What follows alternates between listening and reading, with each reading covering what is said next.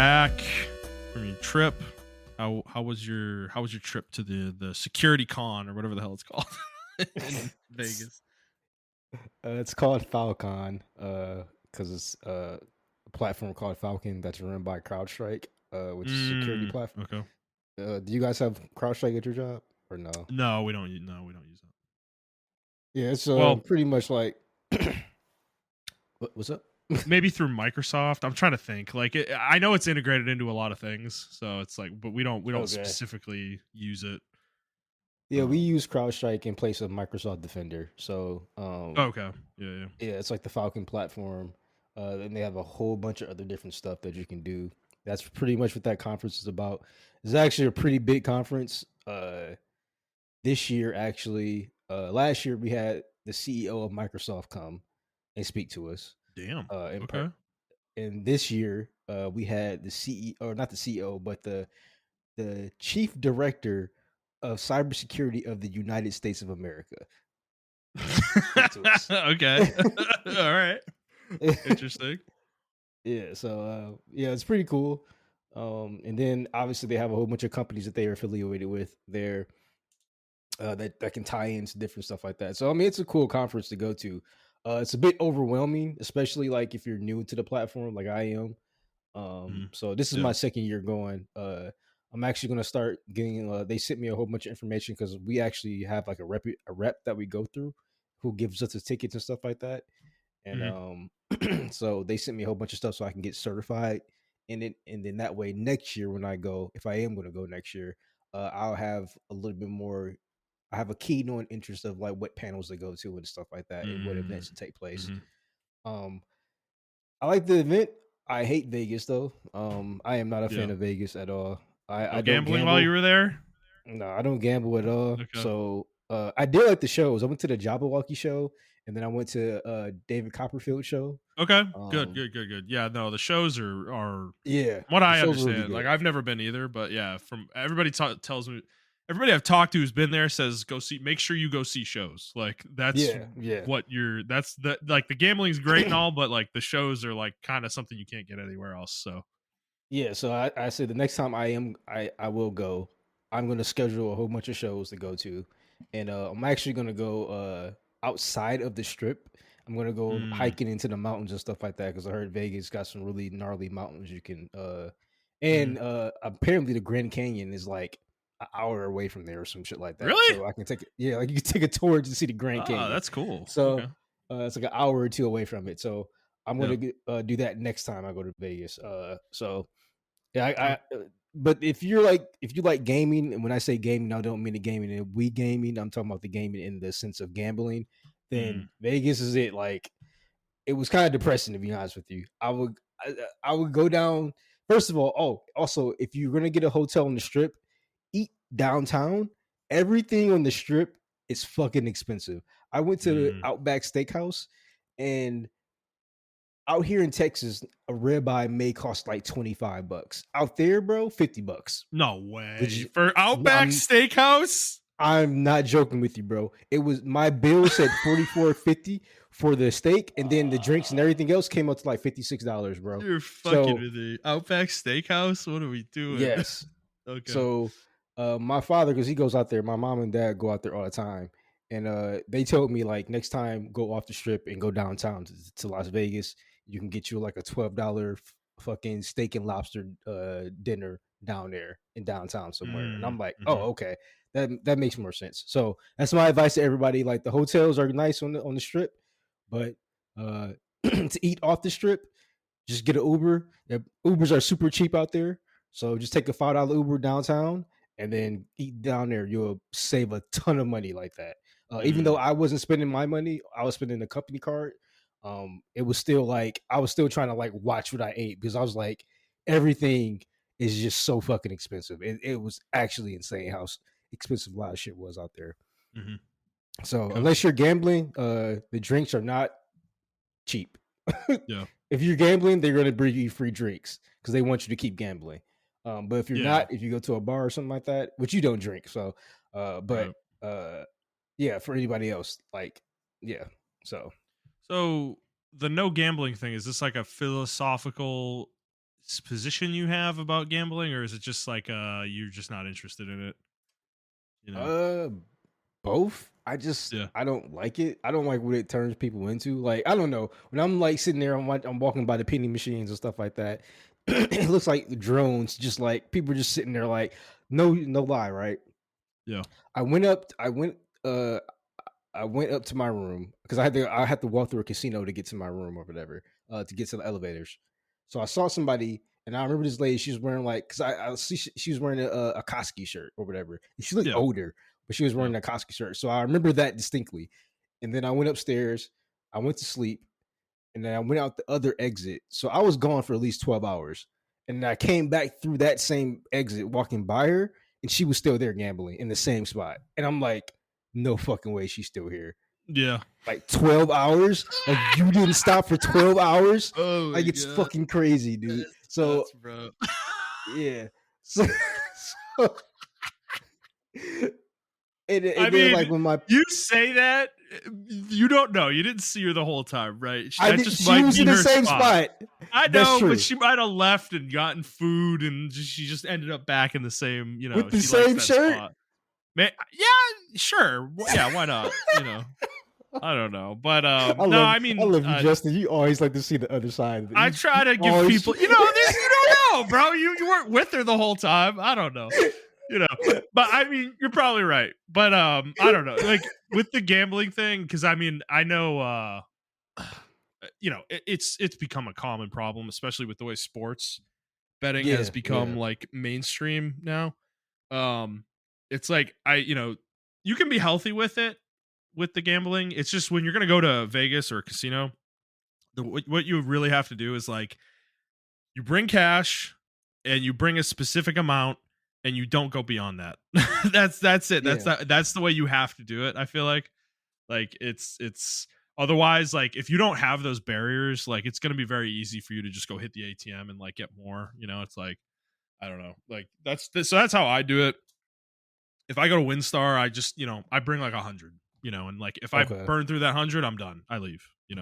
I think that's So. reasonable. I mean, I usually have a limit when I used to gamble back in Detroit because we have like 4 casinos out there, Mhm. whatever. But I don't know. It just never appealed to me. I'm just like so. I'm not really taking a moral stance against it, but it's just like Yeah. it never really appealed to me. Yeah, you like But slots are boring to you, I assume, right?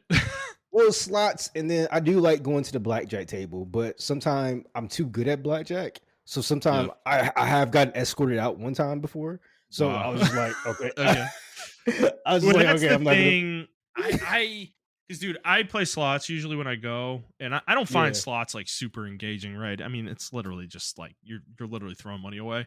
But I view it like it's like a night out. It's kind of the way I view it. If you're yeah, like, exactly. it's just how I view it. So I'm not like expecting to win anything. But I really like Texas Hold'em personally, and I just never have had the balls to go to a table in a casino. It's so intimidating, man. Like I don't know, because it's like I'm Well, not going to play the amount of money that these people are playing, right? Like, and I know they have yeah, limits at the tables, lower limits you can jump into, but you're still going to yeah, walk into a table and I've got $100 and somebody has 1,000, in chips, and it's like yeah. you're going to get bullied at that point because of how little you have, and you're gonna have to win hands really quickly to like establish yourself at the table. So it's like I've just been intimidated by that, and I've never really tried it. But so I yeah, actually I don't think know. you'll be good at you'll be good at poker. I started watching like I don't know why YouTube started recommending me poker channels and stuff like that.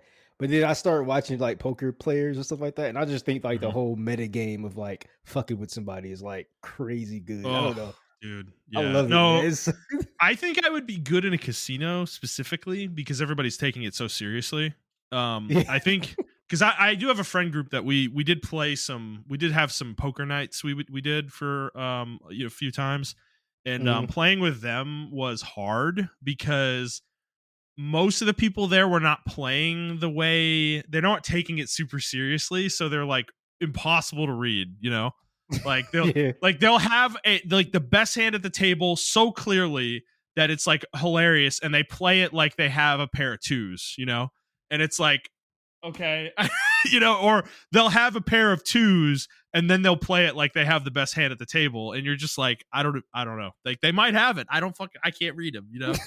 It's like, so I don't know. It's funny because yeah, we've done that, and I've never won the night, but I've gotten third or fourth probably most of the times we've played. But it's like it's tough. I don't know. Poker's super fun. I love Hold'em, dude. I love playing Hold'em.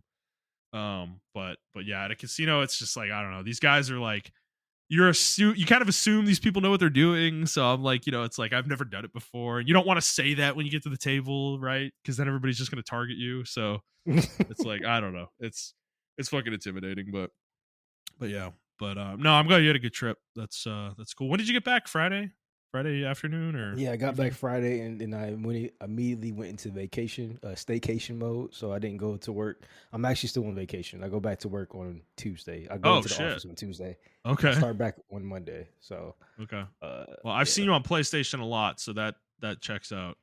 Um. So I okay. actually Well. be on it a lot more. I just have I changed my settings. I didn't realize my settings was offline. So Mhm. like I appear offline all the time, but now I Yeah. changed it to be online so that like people can actually like message me if they want to play a game or something like that. Yeah. Yeah. Well, we'll get into it. Yeah, we both have a lot of games to talk about this week, so this is good. So, all right, well, let's get into the show proper here. So hi everybody. This is the Players Take episode 341. I'm your host Justin D. Simone, my co-host Montreal Rice, as usual. We post at 6 a.m. Central Time on Fridays on Apple Podcasts, Spotify, Stitcher, YouTube, your favorite podcast app of choice. And if you'd like to send us questions that we'll answer on the show, you can do so to our email, theplayerstake01 at gmail.com. And all right, Montreal, we got a lot of games to talk about that we've been playing. So why don't we jump in there? Do you want to go first, or do we want to kind of like go back and forth? I don't. Yeah, we can go back and forth. We can go Okay, back all and right. forth. Yeah, you go first since you have more. So these first two we got the way. I was playing Atelier Yumia and then Hmm. Hollow Knight. I was only playing that on the trip, so I don't have too much time. I do like Yumia though, Yeah, compared to like Riza or Rise, or is it Riza? Riza, Ryza. Yeah. right? Riza. It's a little bit more streamlined uh than Riza or Riza, whatever. It's a little bit more streamlined than the other Yeah. ones. Okay. I will say that. Yes. But they still have the gathering aspect of it. And I'm getting used to being playing gathering games because I've been playing a lot of like No Man's Sky and everything like that. So I like the combat in the game. It's not super deep though. I wish it was a little bit deeper. The combat in this game specifically, I know it's deeper in the other games, but in this one specifically, I don't think Okay. it's as deep. I don't think it's. Um, I think this series. I mean, my impression of the series after playing Rise of Three is that this mhm. is a crafting series first. Everything Yeah, else is yeah, second. Like yeah. that, I feel because I feel the like that. crafting mechanics are insanely deep, like crazy in this series. So Yeah. Even though it's streamlined, like you said, the crafting, I'm just barely touching the surface of the crafting. And now you can actually set up your own home base or your own home crafting station where you're going to be crafting stuff at and everything. So it's going to get deep, and I'm pretty sure it's going to be like 100 hours of gameplay. Hollow Knight Silk Song. Um, I don't know what to expect from this series. I never played any Hollow Knight. I haven't played the first one at all. But from what I hear, this game is like super hard. And the first 2 hours I played of it, I can see the difficulty. Like I can see it. It's not hard, but I'm like, oh, okay, I can see where this game is going. So I'm mm, interested in playing more of it. But it does have more. I hate to say it, it does have like more of a Souls feel to it, if that makes any mm, sense. mhm. Um, you don't have a map, and you have to buy your map from people, from like a merchant, and then you have to buy a compass. So everything Okay. in the game is just like you're just exploring for like the first 2 or 3 hours. You're just exploring until you find this merchant, and then that merchant will you can buy that stuff from them or whatever. But you can't even buy Okay. it like in batches. You have to like go actually look for the currency and then come back and buy it or whatever. So it's an interesting like I said, I never played Hollow Knight, so but it's an interesting concept to a Huh. Metroidvania style game. Yeah. It yeah, it's just really weird. But yeah. That Uh sounds really similar to the first game. okay. Because the first game I played the first game for like an hour or two, and it was a similar situation where they just kind of unleash you and you just wander around until you Yeah, find the yeah. thing you need to do first. And I never found it, and I was like, I don't want to play this game, so So okay, sounds like they did a similar thing here with the second one. So Yeah, so, but you can go. I want to get those 2 out the way. okay. I'll go with Death Stranding 2 first. So I'm assuming you didn't listen to last week. No, I didn't. Because I I talked didn't. about this extensively last week. So um I kind of put this game down, I think. I was gonna get the platinum in it, and I think I still might, but I don't know if I want to say I'm burnt out on Death Stranding. I don't think I am. I think my issues with Death Stranding 2 specifically are burning me out on this game specifically. Because I think my issues with how easy the traversal is in this game compared to the first one are just making it's like kind of mindless now, the playing the game, Mm, and I'm not enjoying the moment to moment gameplay the way I did in the first one. And as such, I don't want to just like wait, because the thing is I have like 50 hours of gameplay in front of me to platinum this game. And I'm like, dude, I'm like, I'm good. I got other games to play. I want to play other shit. I'm Death Stranding out. The game, I didn't love the story. The gameplay I think is worse in a lot of ways as well. And all that together to say that I'm putting this game down for the moment. I may come back to it if I have like long stretches of time available to me and I can just like throw a few hours into it to start doing stuff. But dude, I was trying to build the road network out in the game to like prepare for the end game of getting 5 stars with everything. And I just like I did like half the map and I'm just like, bro, like this game, this is a situation where like more is not better, and I think Kojima like kind of needed somebody to rein him in a little bit with the design here, because in the first game, I'm sure you remember this, in the first game you just built the roads and that was it. There was nothing else. Right? In this game you have roads, and then the roads can be upgraded, and then there's a whole monorail system as well that you can build out to help you with deliveries as well in the game. And it's like you went from one thing that took a lot of resources to build out to now you have three things that take a lot of resources to build out. And I'm just like kind of like I don't want to do this. It's like I don't really want to do this. So yeah, I kind of, that specific thing is where the wall came for me, and I'm just like I'm good. So yeah, I'm kind of done with Death Stranding 2. If you play it, we'll do a spoiler cast. I would be very interested to see how you feel about it after playing the first game. If you have a similar opinion to me with it, but I um, think that's why, I fuck. Um, I think that's why I did not jump into it, because I didn't want to immediately. I don't know. I don't know if it's burnout or not, but I didn't want to immediately jump into another Death Stranding game, if that makes any sense. So that's why yeah, I bought it, but I didn't want yeah, to immediately jump into it. yeah, I want to kind of cleanse my palate first. yeah. I think that makes sense. I don't know if space would have helped me with this game. I don't think so. My issues with the game aren't the fact that it's more Death Stranding.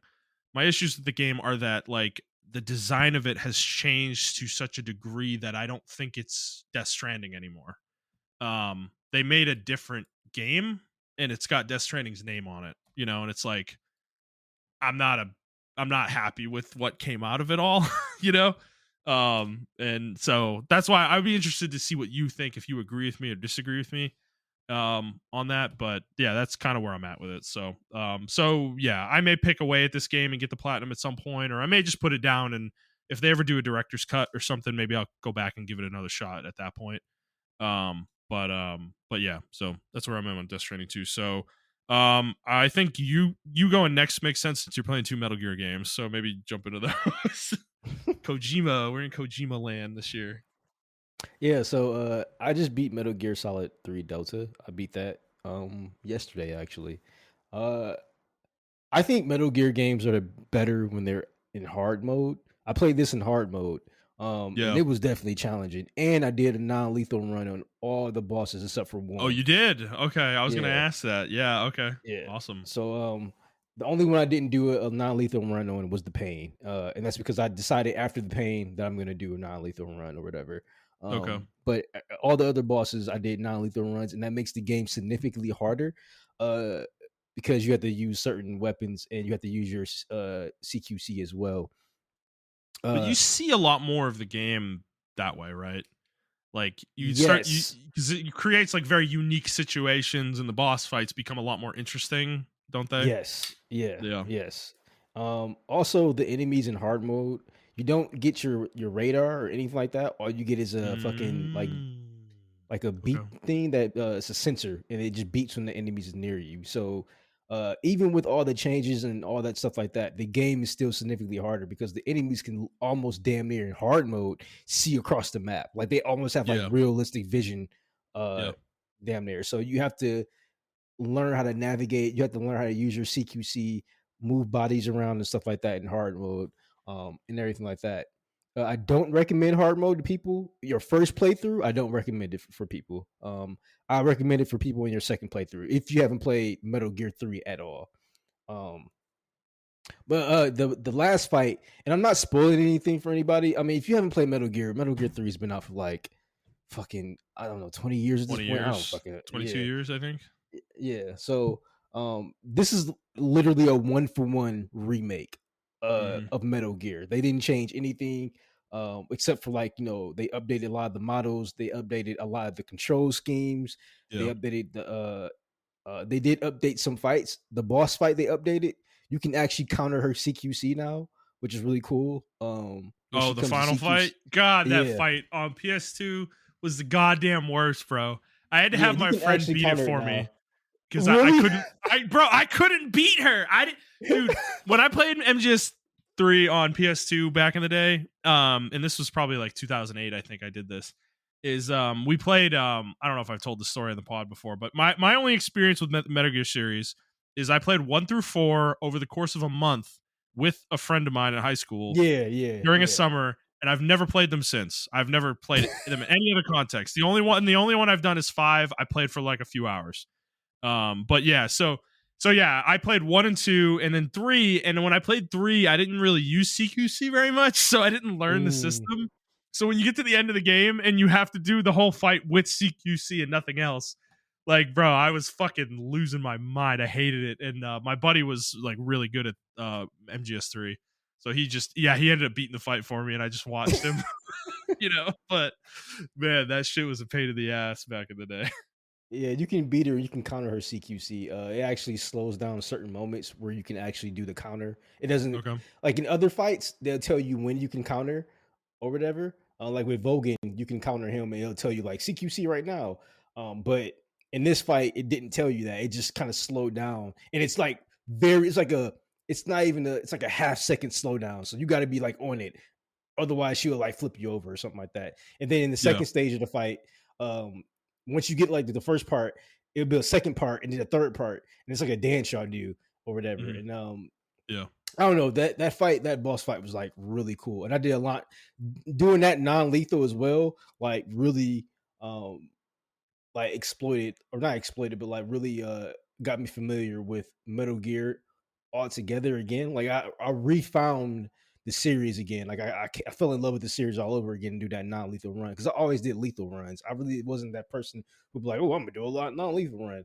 Mhm. So I'm playing Peace Walker and as well. So yeah, Metal Gear 3. I had my qualms with Metal Gear 3 Delta, but that's because it's just Metal Gear 3 Delta bullshit. Yeah. I don't know how I played this game without crouch walking because you remember in the original Metal Gear 3, you can only stand and then Or prone. crawl. Yeah. Yeah, you're prone. You Yep. cannot There was crouch no walk crouch walk. at all. No, dude, you remember when 4 came out? Crouch walking was the first time it was introduced in the series, and they had a Yeah. timer that tracked how much you were crouch walking in the game in 4 when you beat it. And I remember for me, it was like I feel like 80% of my game time was me crouch walking. It was like so yeah. No, Yeah, because yeah. it's such a it's crazy. So yeah, I don't know how I beat this game without crouching or whatever. Mhm. Because it's so like monumentally good, and you can switch between legacy mode and then like the new style and everything like that. One for what it was, I think they did a really good job with the remake.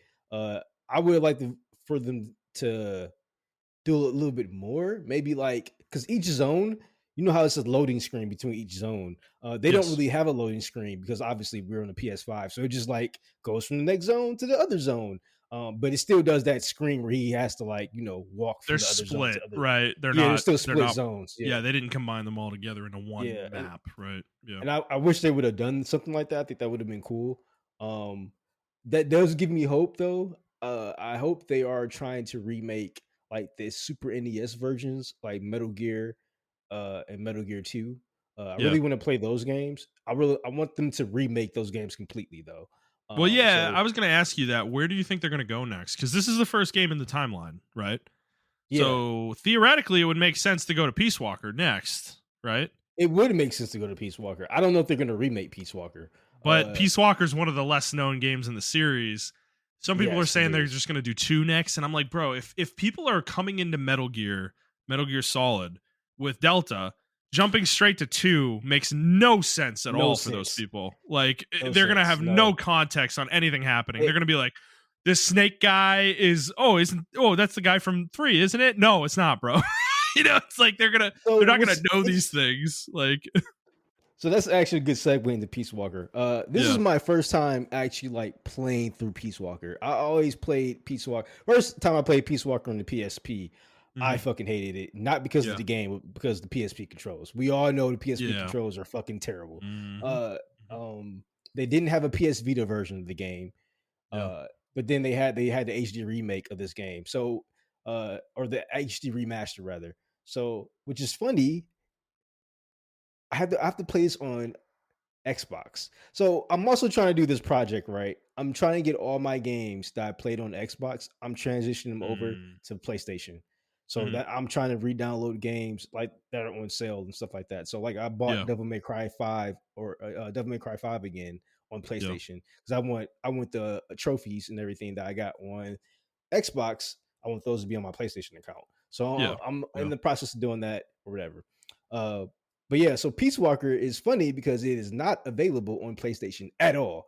Yeah. Only thing you can play it on is on the backwards compatible because they did an HD remake for the 360 and it's Yes. on Okay. Xbox. So I had to play it on Xbox. I'm playing on Xbox right now. So it's funny that you say that they should remake this game. I think this game would be a good one for one remake. Yeah. Because this game is nothing but Metal Gear Solid 5 in mobile form. Yeah. Like this was the blueprint for Metal Gear Solid Foundation. 5. Yeah. The Yeah. foundation, Yeah. yeah. Because Yeah. you can set up mother base. You can go Fulton fucking soldiers and have them join your squad and then send them off to other countries to fight and everything like that. It's a whole management system behind it and everything.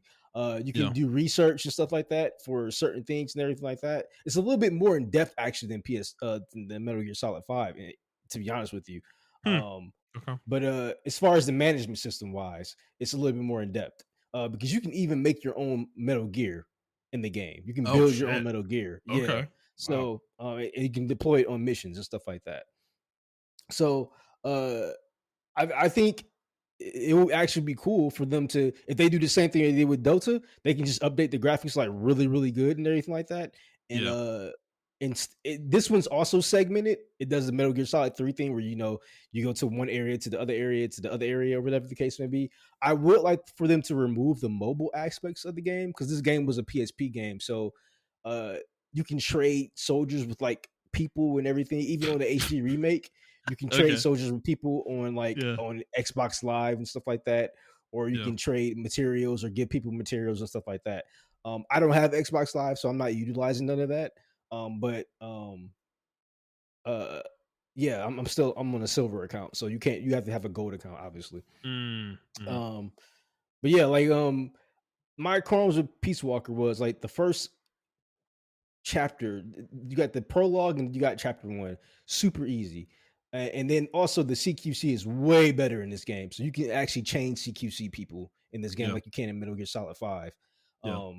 You can, if four people are standing next to each other, you can like CQC all of them. It goes into a slowdown mode. You can just, you know, go one to the other to the other to the other. So in that aspect, I thought the game was super easy, and I'm like, this is just gonna be the game. I don't want to play this fucking game like that. So every time I play Peace Walker, I would get to like chapter one. I'm like, oh, whatever. But this time I kept playing, and the game actually gets harder. There are soldiers that use camouflage.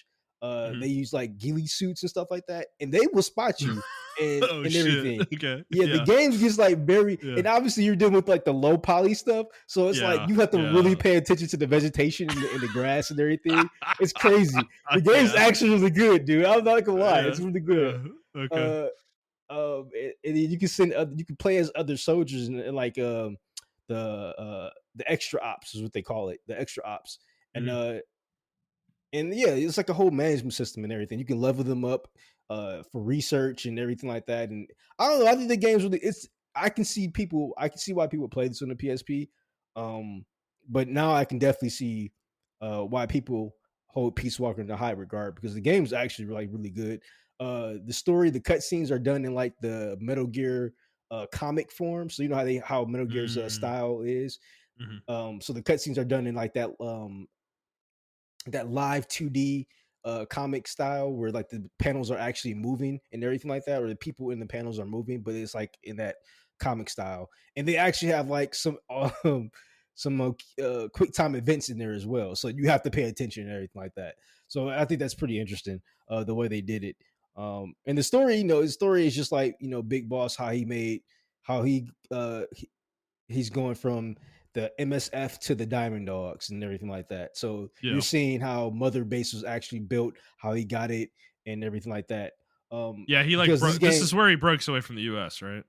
yeah, because he breaks Okay. away in the end of Metal Gear Solid 3, and then in Peace Walker, it immediately goes into Peace Walker. Because in Metal Gear Solid 3, at the end, they tell you the whole timeline of everything that happens or Yeah. whatever, and then how they start the less infants terribles or terribles, Terrible. which is Yeah. terrible, um, which is the project to make the clones, which is Solidus, Liquid, and Solid Snake or Yeah. whatever. Yeah. So he participates in that program. Then he leaves the U.S. and then he starts his own mercenary army or whatever. And then that's where Peace Walker comes in or whatever the case may be. So and then right after Peace Walker, I'm gonna play Metal Gear Solid 5. Because Peace Walker goes immediately into Metal Gear Solid 5. So or I think it's Mm. like maybe 5 or 10 years after Metal Gear Solid 5, or Yeah, I 5 or 10 years before Metal Gear Solid 5.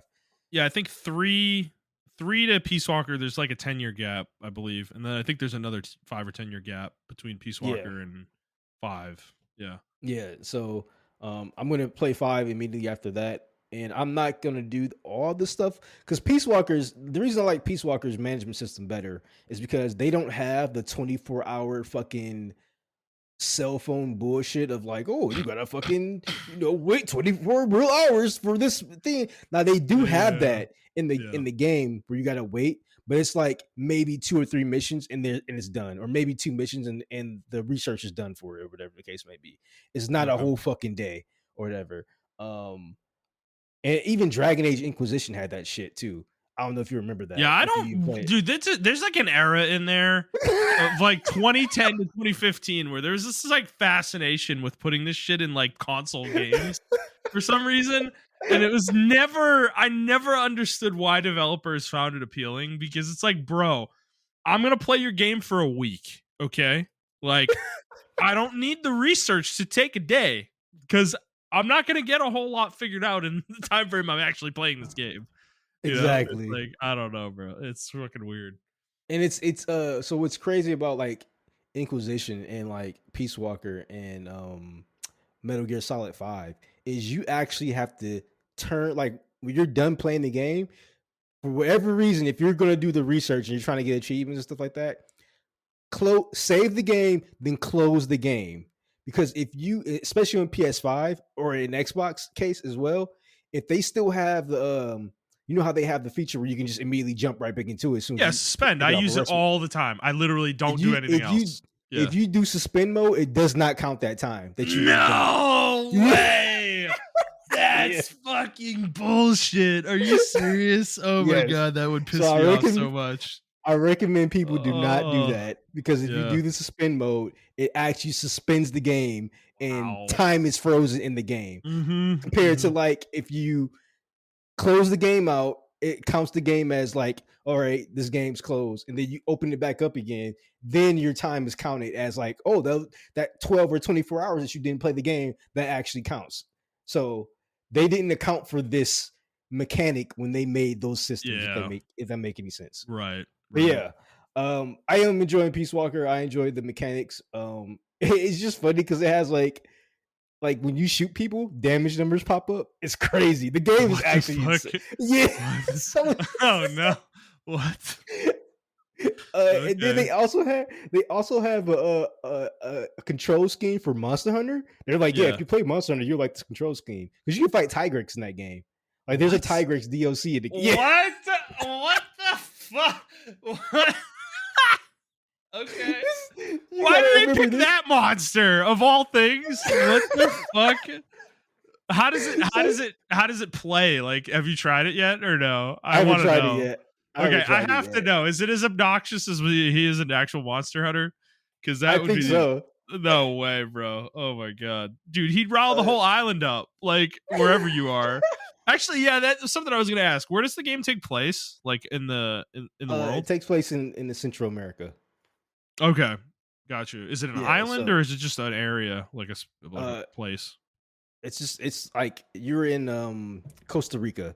So Okay, they okay, move missiles to Costa Rica, and you're trying to figure out somebody hired you to figure out why they're doing this, and yeah, yeah. So you're like primarily right now the region I'm in is in the jungle region. I think there are different regions, so I don't know yet. But okay, right now I'm in the jungle region still in chapter 2. got you. Okay, cool. So yeah, but yeah, I do recommend it to people. It's a really unique game uh in the Metal Gear series.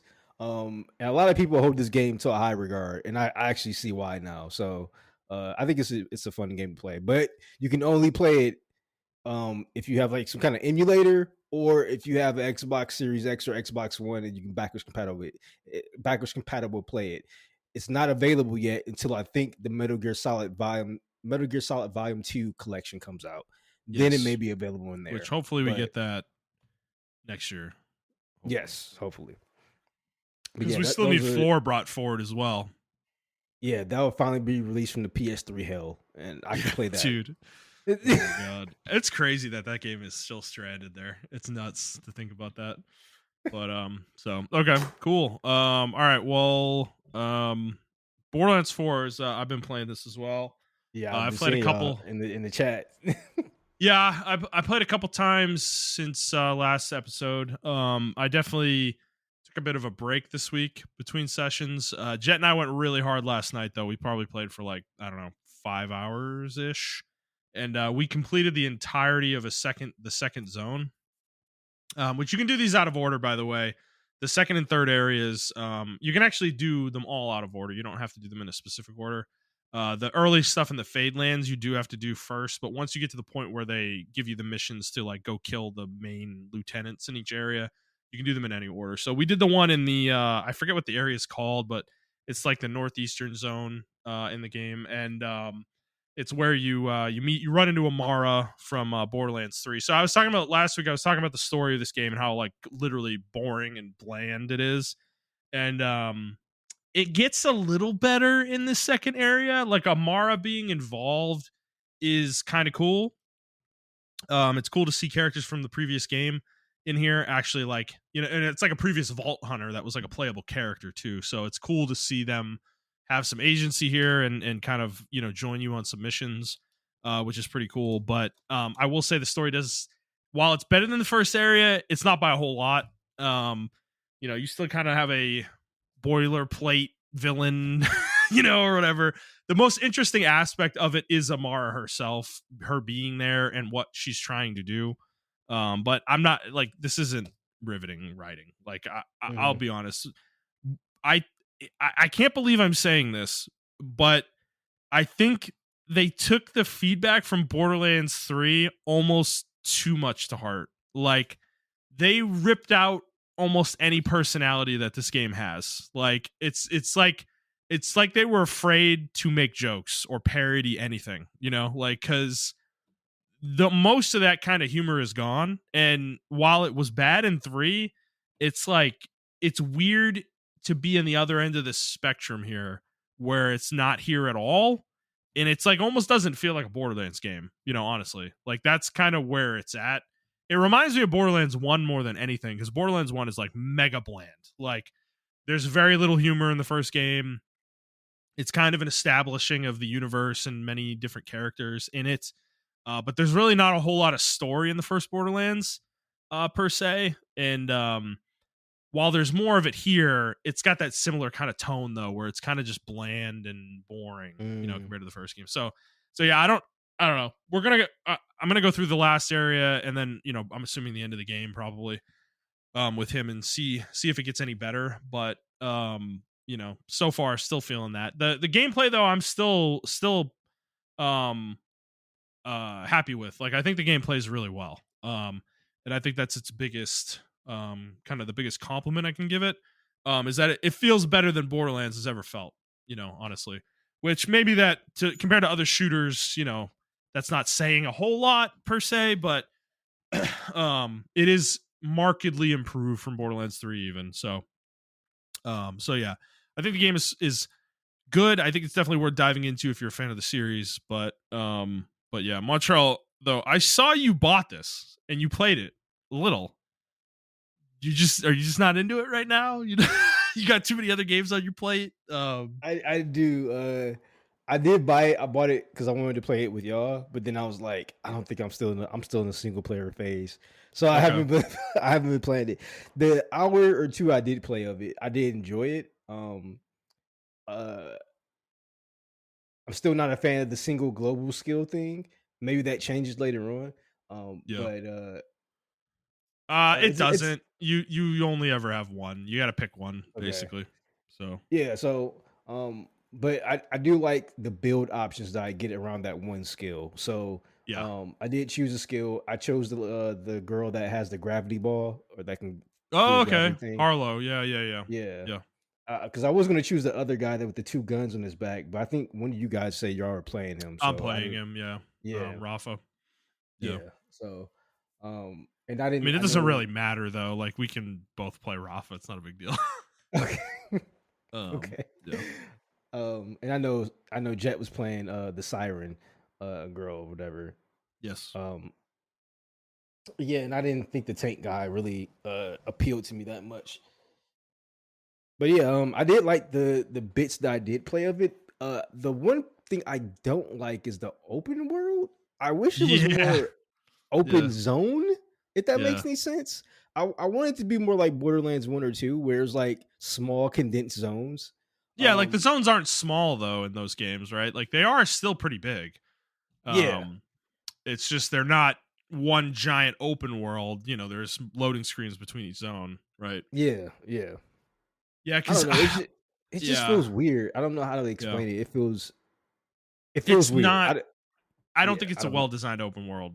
Okay, Is that's maybe what it is. Me and Jet kind of come to the same point of view with it. Is like they've built the open world out where there's a lot of like you get to the location and then it's like a linear tunnel basically that you're going down, and it's not that open really. Like there's a lot of like because you'll there's a lot of times where you have to travel from one end to a zone to another, and there's literally one way to get there.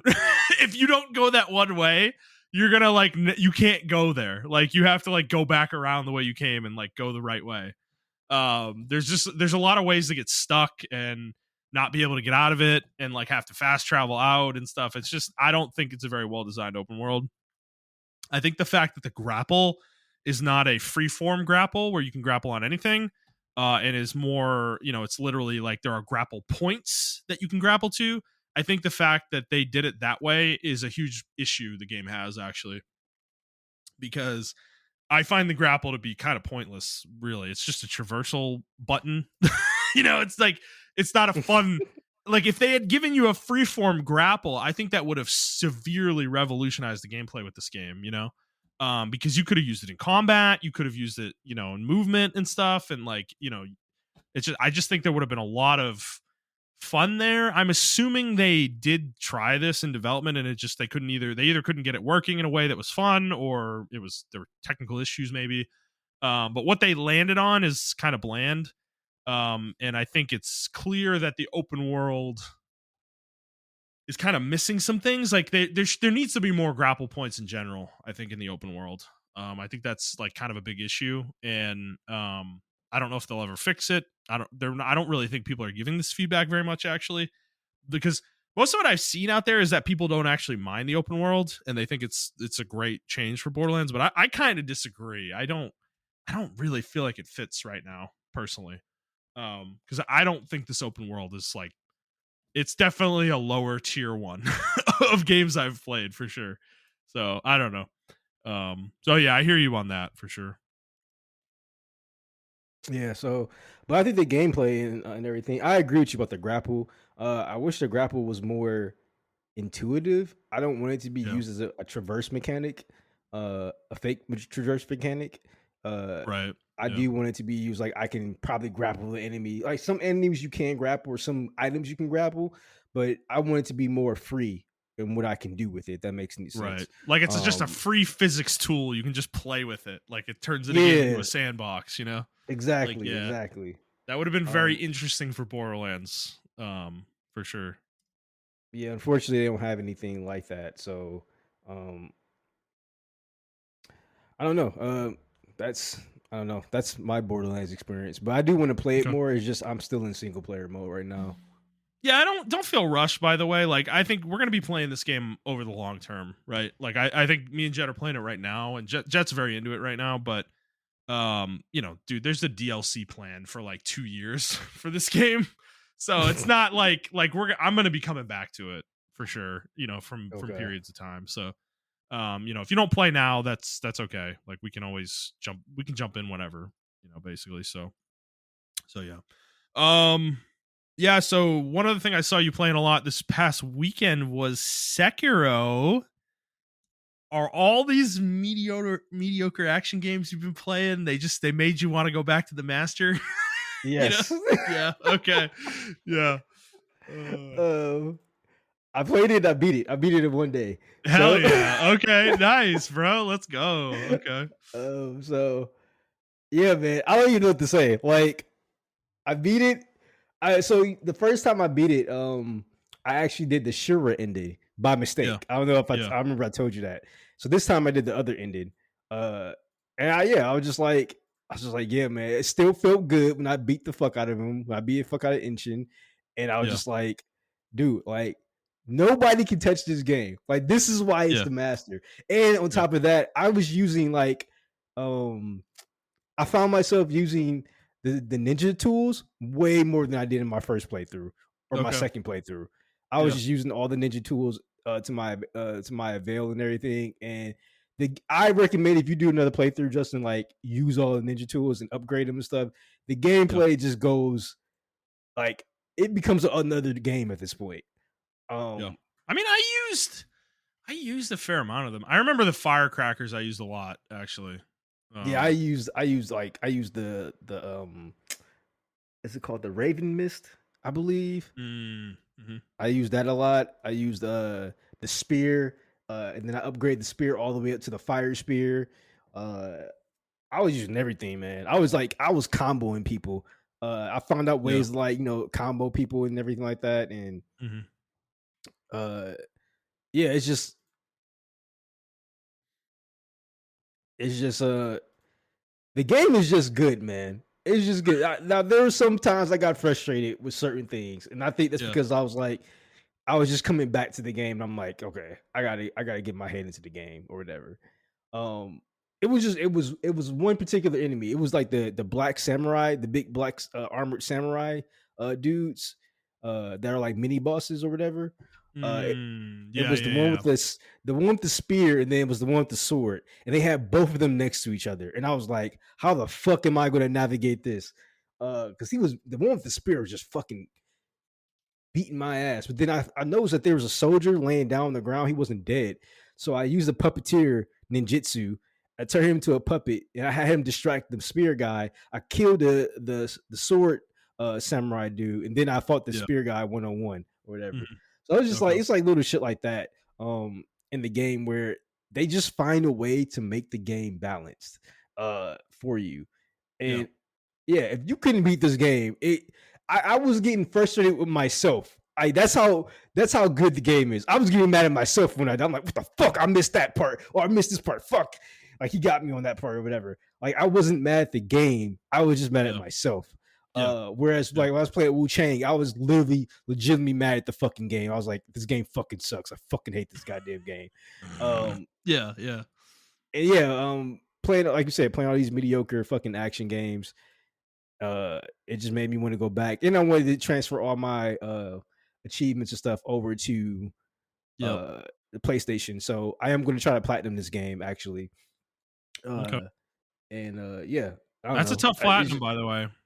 It is a tough platinum, but I think I can do it. I don't know if you did this in your first playthrough, but next time you play through, make sure you save, because there's a point in the story where you diverge into your ending, and if you save before that, you can save scum back to it and get a different ending.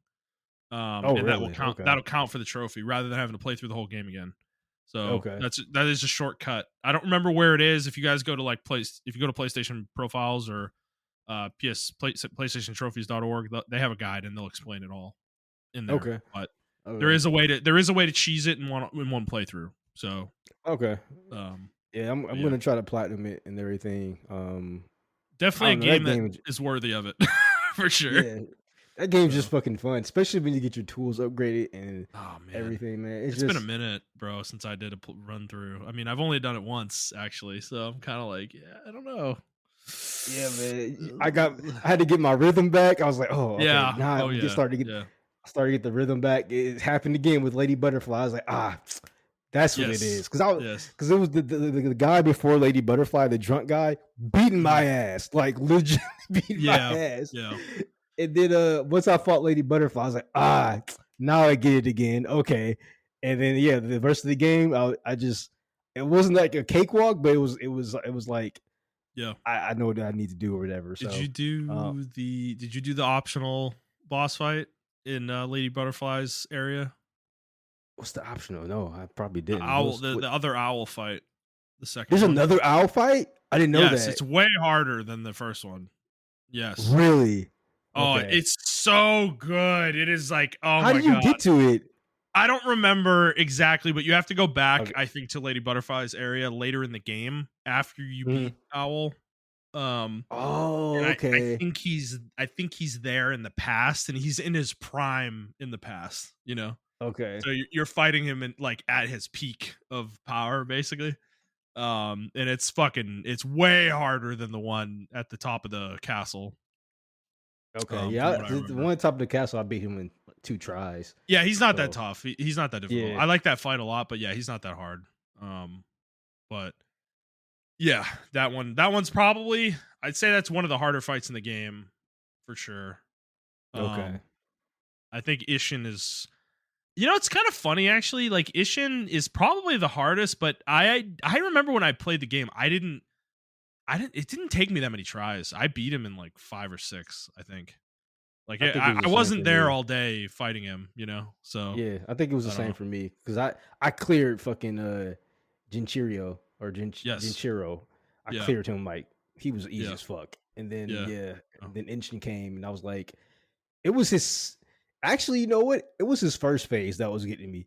His second phase and Yeah. third phase is easy as fuck to me. Yeah, with the It was lightning, when he does the lightning strike, yeah, it's yeah, not like if you parry the lightning strike, you like win that phase basically. Like, yeah. yeah. So, Yeah, it was just his first phase where he was just fighting with the sword, and I was like, mhm, it was mhm, certain moves that were like I couldn't yeah, read it correctly yeah. or whatever. But yeah, I don't No, know, there's man. just That's it. something, dude. There's something about Sekiro. Like they, they put that dual mindset into the game of like Yeah, what a 1v1 really should feel like against yeah, somebody. man. And it just like the bosses don't feel like AI. Like they feel like people really trying to kill you. It's like, I don't know how Yeah, to explain it, but they got it, bro. They got that perfect sauce, in there. It's like, oh man. Yeah, yeah. I no, I played it could. again. I was disappointed after I beat the game. I was like, I fuck. know you're like, oh, I want more. I want more. It's like, because like I feel like the game really hits its stride by the end. But Yeah, like I want a little bit more out of it. Like I kind of want some harder bosses, like really hard, like fucking beat your ass hard. But Yeah. maybe that's what the new game plus is for. And they Maybe they have the so. I boss don't know. rush mode too now. I don't know if you haven't Oh, played it since true, then. true, They true. had a whole bunch of DLC, so Mm-hmm. or not DLC, Mm-hmm. but free content updating. So you can Yeah. actually fight all the bosses again if you want to. Like you don't Okay. have to play through the entire game anymore. You can just go into your That is so profile sick. or your game and play it. Yeah, that's sick. But yeah, I don't know, man. Play the game and I was just like super satisfied. And I was just like, yeah, man. This is Yeah. what this is why there isn't a part two. Like, because it's perfect. I mean, there Yeah. are some stuff they can probably improve upon. I wouldn't mind a Sekiro 2, but I'm like, you'll have to be a different Dude, character. I don't even want to go there. Like let a masterpiece be a masterpiece. Like this is a little bit of how I feel about Death Stranding actually, Okay. is that I think we didn't need Death Stranding 2, honestly, in Okay. retrospect. Like I think Death Stranding 1 was a masterpiece. And yes, it True. had we there are issues with it. We talked about all that. So I feel the same way about Sekiro. It's like I think Sekiro is a much better game in general. Like it's just so tight and like perfect how it controls and everything, and the balance of everything. But like I don't know if I want them to go back to it. Like don't fuck with it, bro. Well, I don't need you to add like new ninja tools that do all this weird. Like I don't even know. I don't want it. I don't want it. I don't want it. Sekiro's perfect. Just let it be perfect. It's like I don't know. So yeah, it's a great game. No, yeah. Nothing. Still a 10 out of 10 for me, man. Still a 10 Mm-hmm. out of 10 for me. Uh, Okay. nothing can, like I said before, nothing can emulate that game. They can Yeah. try as they might, but Mm-hmm. it's still what it is. Yep. So, Okay. So I jumped back into Kingdom Come Deliverance 2 this week. I decided to jump back into that. And I actually want to like play this game properly now and beat it. And I played a few hours. I got through like what I call the prologue of the game. And I'm kind of in it now. I can kind of wander around and do whatever I want at this point. It's kind of where I'm at. So I think the early part of the game is really good. It's cinematic, similar to the first game. There's some things that happen, that kind of set up the story and everything. And I think it's really good, just like the first game.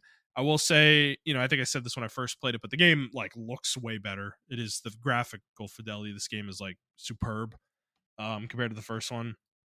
And man, the environments, bro, like there's just something about like they've done a really great job of like building landscapes in this game, and it's just gorgeous to look at. It's very, this is a time period where like human infrastructure has not taken over the landscape, and you see that often where there's just beautiful places that are like really natural. And it's just, I don't know, they just did a great job like really representing that in the game.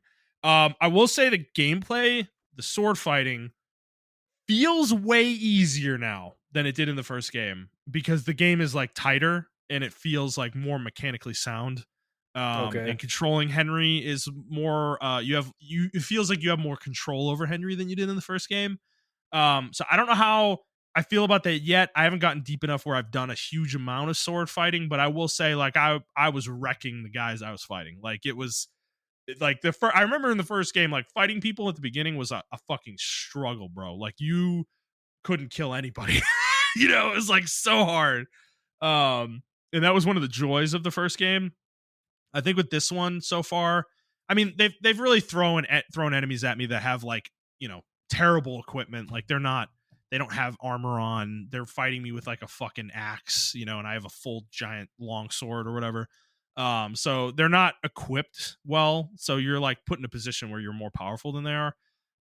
So I think that makes sense. I just think so far it feels like the fighting is a little easier. So we'll see how that goes later in the game. But that is an important component to this game though, is I do think there needs to be that struggle there in the game. And I hope they didn't sand that down too much, personally, but we'll see.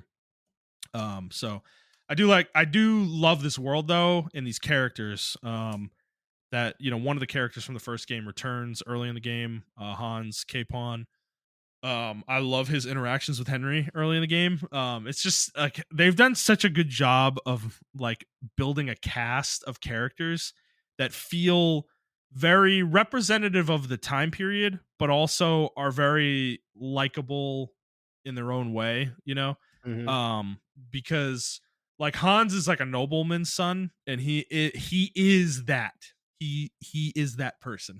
you know, like he flaunts his name, he throws his title around, he expects everybody around him to do the work for him, like he won't do anything himself. He's kind of that guy, but he's still likable at the same time, so they've done a really good job of like kind of threading the needle with that with some of these characters too. Um so yeah, I think the game's set up in a great way. I'm very excited to get deeper into it. And now that there's actually two of the three DLCs for the game are out too, like post launch DLCs. So that's cool. There's only one more coming later this year. So hopefully I'm not I will probably beat it before that comes out, but hopefully it's close enough where I'm still, in the mindset to maybe go back to it. But yeah, so I'm excited to play more of this one for sure. All right, Montreal, you want to talk about your last two games that you've been playing? Yeah. So I just been playing Helldivers as like a palate cleanser from single player games. Mm-hmm. I did buy the war chest for the Halo stuff. Halo, So right? for like I have Yes. ODST gear on and everything, and it actually fits the world. So it's fun Yeah, to play yeah. in that stuff. And then 2XKO. I don't know what to say about this game, man. This game's really fucking good. This game might get me Okay, back into fighting games, bro. Like okay, I might actually start. I think I might start playing fighting games again. okay. Uh, this game's really fucking. I haven't played Marvel Token Con yet, Yeah. but I really want to play that when it comes out. But for so far, I haven't played in ranked yet for 2XKO, but it's still sweaty no matter where you play in it. But I do say if you're nervous about playing this game, it does have a really simple to use but hard to master philosophy. It's really Mm, simple to get in there, press buttons, do crazy shit just by pressing buttons. But then if you want to start learning combos and stuff like that, they do have mechanics and everything like that to where you can learn it and everything like that. Right now, my mains are Ari and Alawi. Um, yeah, yeah. but I still want to learn like Echo because he can do some crazy mix ups You're gonna and play everything like that. Yasuo, aren't you? I know you are. No, I'm not playing Yasuo. I don't Okay. want to play All Yasuo. right. I usually don't play Uh, characters like that in fighting games. I usually play okay. teleport characters. Either Okay. teleport characters or like zoning characters. So Echo is actually like the zoning character I play. I usually don't play characters like Alawi, which are heavier characters. I usually stay away from those characters. But I thought she's gonna be a grapple character. She's not. That's more so Blitz and Darius. Darius is kind of like a pseudo grappling brawler character. Um, and then Braum he's a really interesting character as well. He has a lot of super armor in his attacks, or whatever. But yeah, I don't know. Ari's like really cool. She can do some really cool setups and stuff like that. Actually, Vi is really cool as well. I think the weakest character, as far as design wise, I think is Jinx. She's the ultimate like zoner. I Okay. don't really like play. I think she's born to play against and play as, because she can easily zone out the entire map. It's kind of crazy actually. Yeah. Um, but yeah, I think this game's like really good. So this is the only league I'm touching. I'm not touching Summoner's Rift. I have no desire to touch Summoner's Rift. Every time I get an itch, it's like the Yeah. algorithm on Twitter shows me a video like this is why you Of left this shit. And I'm terrible, like, terrible, terrible thing happening to somebody. Well, Montreal. So here's my plan. Okay, because I'm with you. I'm not touching the Rift either. But we're gonna be gone so long by the time we get to January, and I know the new season's gonna come out. Is mhm. we're gonna be so far removed from League that even if we go back to it, there's gonna be a learning phase again. Right?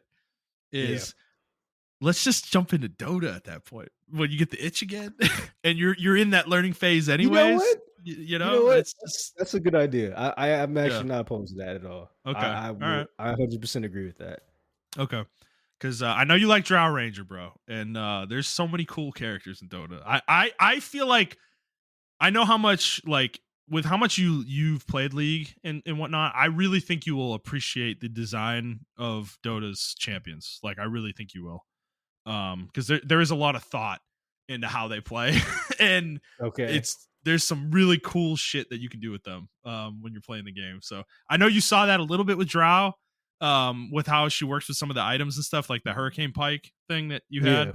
Yeah. And every character has things like that, and stuff. So yeah, but we're not doing it now. So we'll talk about that, in several months. So Yeah, I think I'm just I'm good on League for right now, man. I don't know what they need to change in the game, but it's just not hitting for me, and I yeah, just have no desire to go back.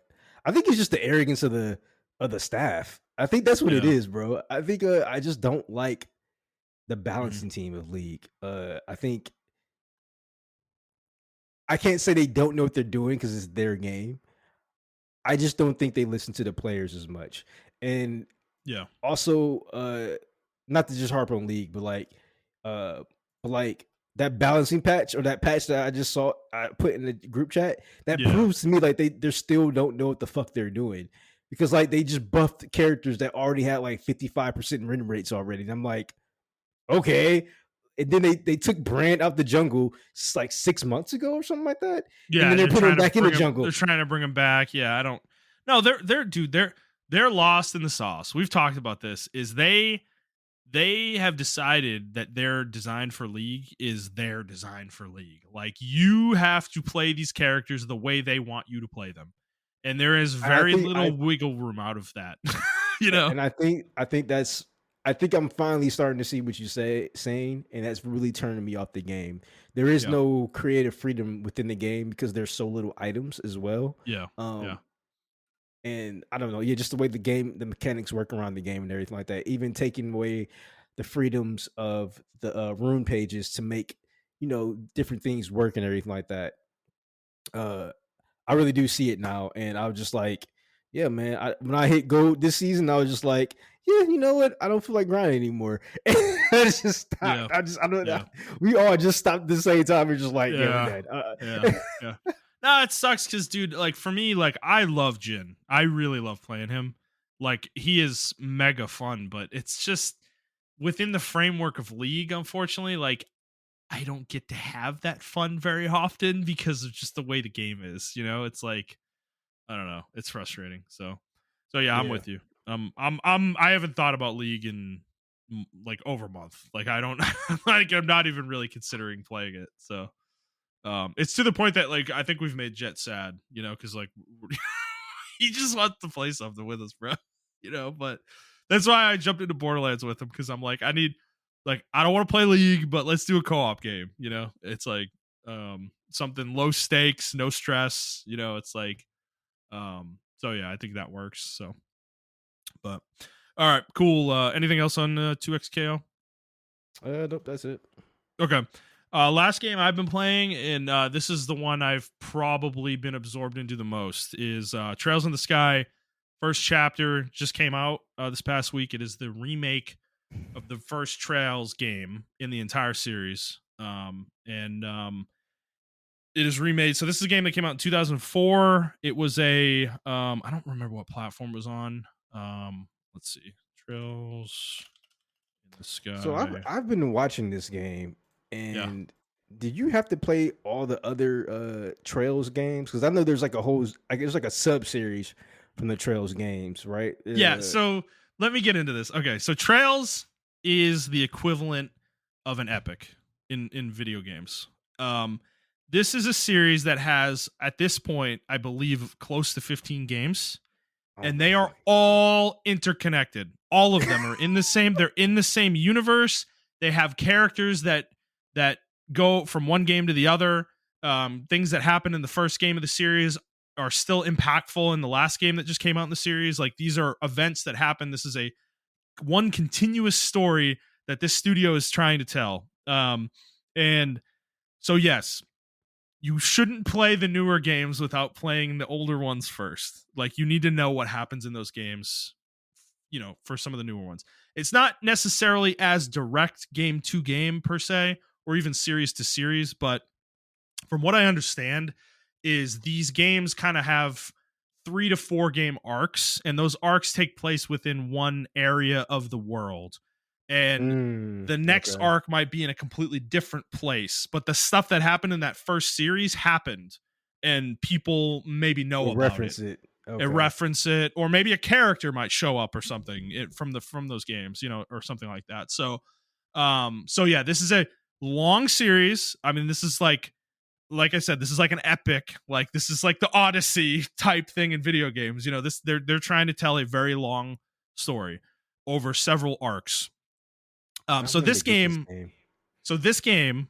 this one that I'm talking about is the remake of the very first game from 2004. So this is a great place Oh, to jump okay. in. Yeah, Okay. this is the reason I decided to try it, because there's a demo for it on all platforms, and it is an extensive demo. It gives you the entire prologue, which at this point I still haven't finished it, and I've been playing for about 8 or 9 hours. So it is extensive. You get a very good view of how the game plays and the characters and everything like that in this prologue. So I would really recommend checking out the demo first. You can carry your progress over to the full game if you buy it.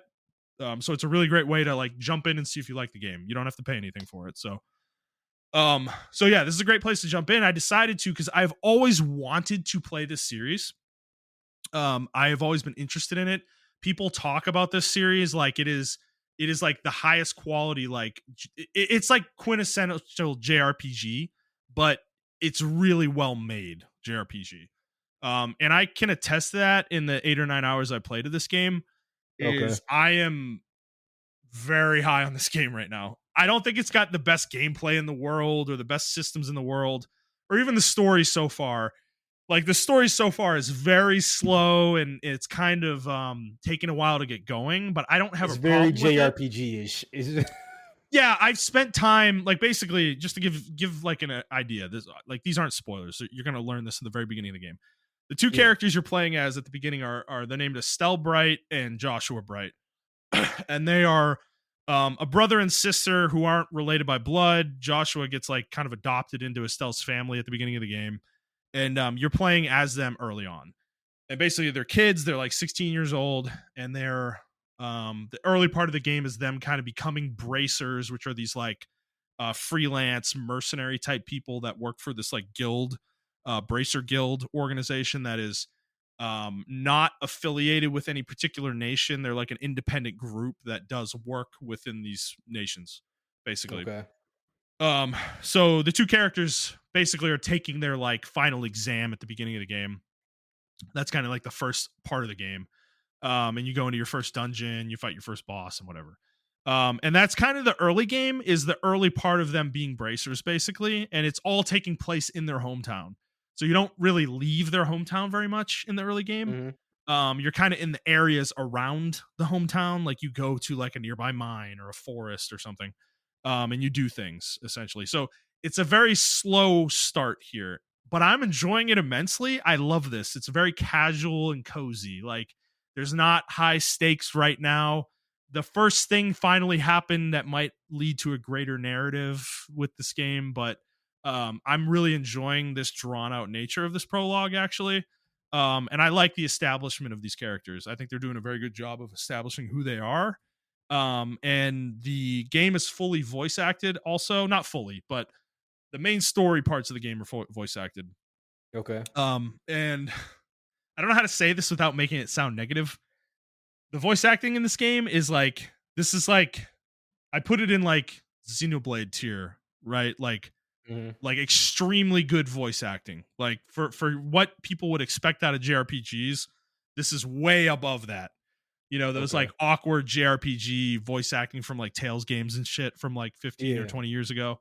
Yeah. We're well beyond that with this game. Like the developer Nihon Falcom, they are I think they playing this game, it's clear to me that they really care about the games they make, because there really feels like there's no detail that's too small for them to put their like all their effort into. Everything is just makes sense. The systems are all very interesting. There's really nothing that feels like it's just thrown in so far. The characters are all interesting. Like I said, the voice acting is very good, particularly between the two main characters, Estelle and Joshua. Like I think their voice actors are doing a great job so far. They kind of give a lot of emotion, but they're not like cringe. There's not like a lot of Yeah. cringe happening. And I think the interesting thing with this game is, how when you play like a JRPG and it's in engine, like a cutscene's happening and like the characters are talking, right? But they like it's clear they're trying to emote something, but like their face doesn't change. Yeah. In a normal JRPG. In this game, they went with like an anime style where they do that, like, where their eyes will like, white out or something, and they like do that. Yeah. That's how they make the characters emote, basically. And it actually works really well from what I've seen so far. So all this to say that I think this game is really fucking good. I'm definitely buying it when I get through the prologue. And the issue is that this is the first game in the series. So if I want to continue at this point, which I'm kind of feeling like I'm going to want to, my options are wait for them to remake the second game, which probably is going to take at least a couple years before that comes out. Or go play these older games, which aren't all available on PlayStation, I don't think, at this point. You'd have to play them on PC, on Steam. I think they're all on Steam. So I don't know if I want to go do all that right now. So I may end up slow playing this series and play this, wait for the remake of the second game, maybe wait for the remake of the third game, and then kind of go from there, because the series does modernize at some point and become not isometric JRPGs. They become more like this game, where it's third person, kind of running around and stuff, and the combat is more modern and interesting. Not interesting, but it's not like a Game Boy or DS or PlayStation Portable isometric JRPG. It's not like that anymore. So that's kind of the issue with jumping in here, is like it puts you in an awkward position if you want to continue. So, but I don't that to say, I don't necessarily think you need to wait though.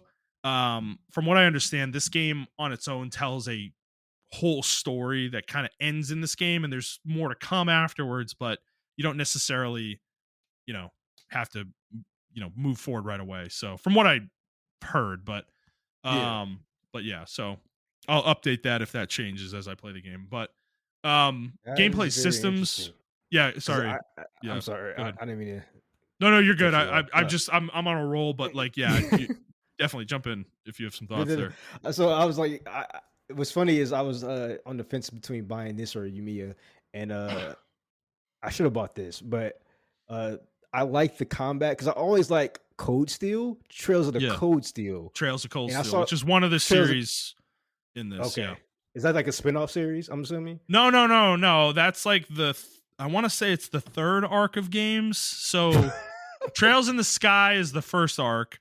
Then there's like two games that I think are a duology. And then I think it's Cold Steel. There's 4 Cold Steel games after that I think is the third arc of the series. So, All right, sorry to cut you off. I'm gonna be right back. I gotta use the bathroom. I'm sorry. okay, I'll keep going. I'll talk about combat and stuff. So yeah, the game's combat is very cool actually. There's 2 forms of combat in the game. Basically a like so this is funny coming from, we played Metaphor last year, and we were all kind of like, blown, our hair was blown back, like, oh god, oh, Atlas put action combat in Metaphor, and it's like the most basic nonsense where you literally just have like a 2-hit combo or a 3-hit combo, and that's it. Like, that's the extent of the action combat in Metaphor. And there's like a dodge button, I think, too. This game goes a little deeper than that. So every character has their like normal 3-hit combo, but they also have like a energy bar that will kind of fill up as they attack enemies and do damage to them. And that will kind of unlock like a special skill they can use in this action combat mode. And every character's is different. But there's also dodging as well, and you can perfect dodge attacks. If you perfect dodge an attack, it fills your art bar fully. So you don't have to hit enemies to charge it necessarily. If you time your dodge right, you can use the arts right away. But the other thing is when you dodge and then you attack or use an art, that actually is different from just attacking normally. So every character has basically like two different combos and two arts that they can use essentially in this like action, quote unquote action mode. So it's a good way to kill enemies when you're not looking to go into the deeper turn-based combat mode of the game. It's also good for killing lower level enemies that you don't want to waste your time with in the command battle, as well. But it is not necessarily the way you're going to play most of the time. Like when you're playing fighting things on level, it can take a while to kill them in the action mode. So basically you can use that to kind of whittle them down and then get one or two enemies stunned, like fully, fill their stun bar, and then they're stunned, and then you go into combat from there, like the turn-based combat, and that will give your party an advantage basically. When you start the combat, and you'll get like a follow-up strike you can do with your party, and that'll do a whole bunch of damage as well, and that'll kind of give you like a big advantage to start with, and you get to go first as well. So there's a lot of benefit to just doing the action combat to at least get yourself the advantage, and then you go in and do the turn base. So the turn base is cool though, because this isn't like, I don't even know how to explain this. This isn't like Final Fantasy, like old school Final Fantasy or something turn based, or even the ATB type turn based. It's positional, so everybody can move around in the combat encounter. Basically, like there's like a map that you can move around in, and the game is very positional actually as a result. So you will your arts like that your characters have and your abilities and stuff will have an area of effect, and every ability has a different AoE. There's some that's like a circle, there's some that's like a cone, there's some that's like a straight line, or something like that, and you might get some kind of bonus for being in a specific position relative to enemies when you're doing an attack. Like for instance, like Joshua, the main character, he has an Mhm. ability that's like a backstab attack. He does like bonus damage when he attacks somebody from behind with it. And Estelle has one that's like a giant AoE, and if she hits enemies from their side, with that, she'll like lower their strength so they do less damage, and stuff like that. So the positional element of the combat is very cool in the turn-based mode of the combat, and I think it's really well designed so far. I'm really enjoying it. Every character does have spells as well, though, that they can cast. And those spells are based on another system that is called the Orbment system, which is basically like kind of like a materia system, essentially. Every character has this like little accessory that's called, I don't remember what they call it, but basically you can put your orbs in them, and you can put like a attack orb or a defense orb, and that those orbs will have elements, and the number of elements you have in your accessory will determine what spells you have access to in the different elemental schools, essentially. Which is very very cool. So yeah, I think the combat's really good in the game. I have gotten to the point that I am kind of waiting for the next mechanic maybe to open up, though. It is missing like one or two things, I think, to like add a little bit more to it. So I'm wondering if that's going to come later, when I get more characters in the party. But right now, I think so far I'm enjoying that a lot. So yeah. But Montreal, do you think you're going to pick this up now, Oh or yeah. Yeah, okay? I've been interested in this series for a while. I just did not know where to start at. So now that this is like a remake of the very first game, I'm gonna get this game. Yeah, yeah, Because I've been the other game I really wanted to get into. I was gonna try to play. I thought it had a Switch version of it, but the Mana series, Trails yes. of Mana, not Trails of Mana, Trials of but Mana, Trials of uh, Mana, Trials of Mana, Visions of Mana, something like that. It's Visions of Visions of Mana, Mana. maybe. Yeah, maybe, Yeah, maybe. Yeah, I know they just released Visions of Mana on the PS4 or 5. Uh, and then they had another a remake of the first one on the Switch, I think. that was I want Trials. Yeah, Trials of Mana. Trials. Yeah, yeah, Okay.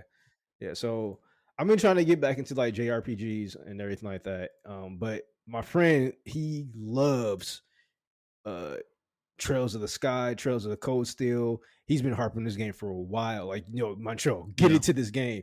And I yeah, always saw the combat, and I always liked how it went from like that pseudo action combat. I don't know. I'm a sucker for that shit. When it goes from yeah, like pseudo action to yeah, like turn based or whatever. But then the Yeah. turn based in this game is actually, like you said, it's more positional. Yes. So it reminds me Yes. of almost like a CRPG more than a JRPG, if that makes any sense. Kind of, yeah. Well, yeah, there's certain things, like there's little nuances you're gonna learn as you play.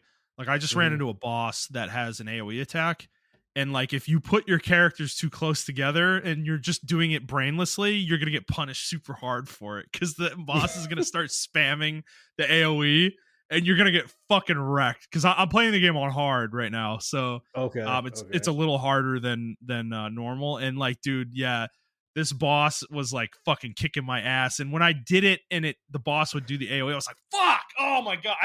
I lost the encounter because I wasn't thinking, when I was positioning my characters, and I was like, fucking damn it. So there's definitely some strategy here and nuance to it, that I'm enjoying a lot for sure.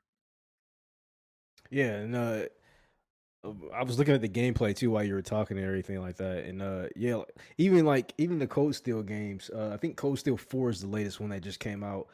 I thought like, and I asked my friend too because he didn't reply to me unfortunately, or maybe he did. I didn't check, but yeah, like I wanted to play Cold Steel 4, but I'm like, I don't want to get Cold Steel 4, and I got to play Cold Steel 1, 2, and 3. So that's No, good you that you said don't. that. You definitely don't. Yeah, you definitely don't want Okay, to do that. Yeah, yeah, so it's good that you said that. There's 13 games. The latest one that we have in the US is Trails of Daybreak 2, I believe, is the last one that just came out.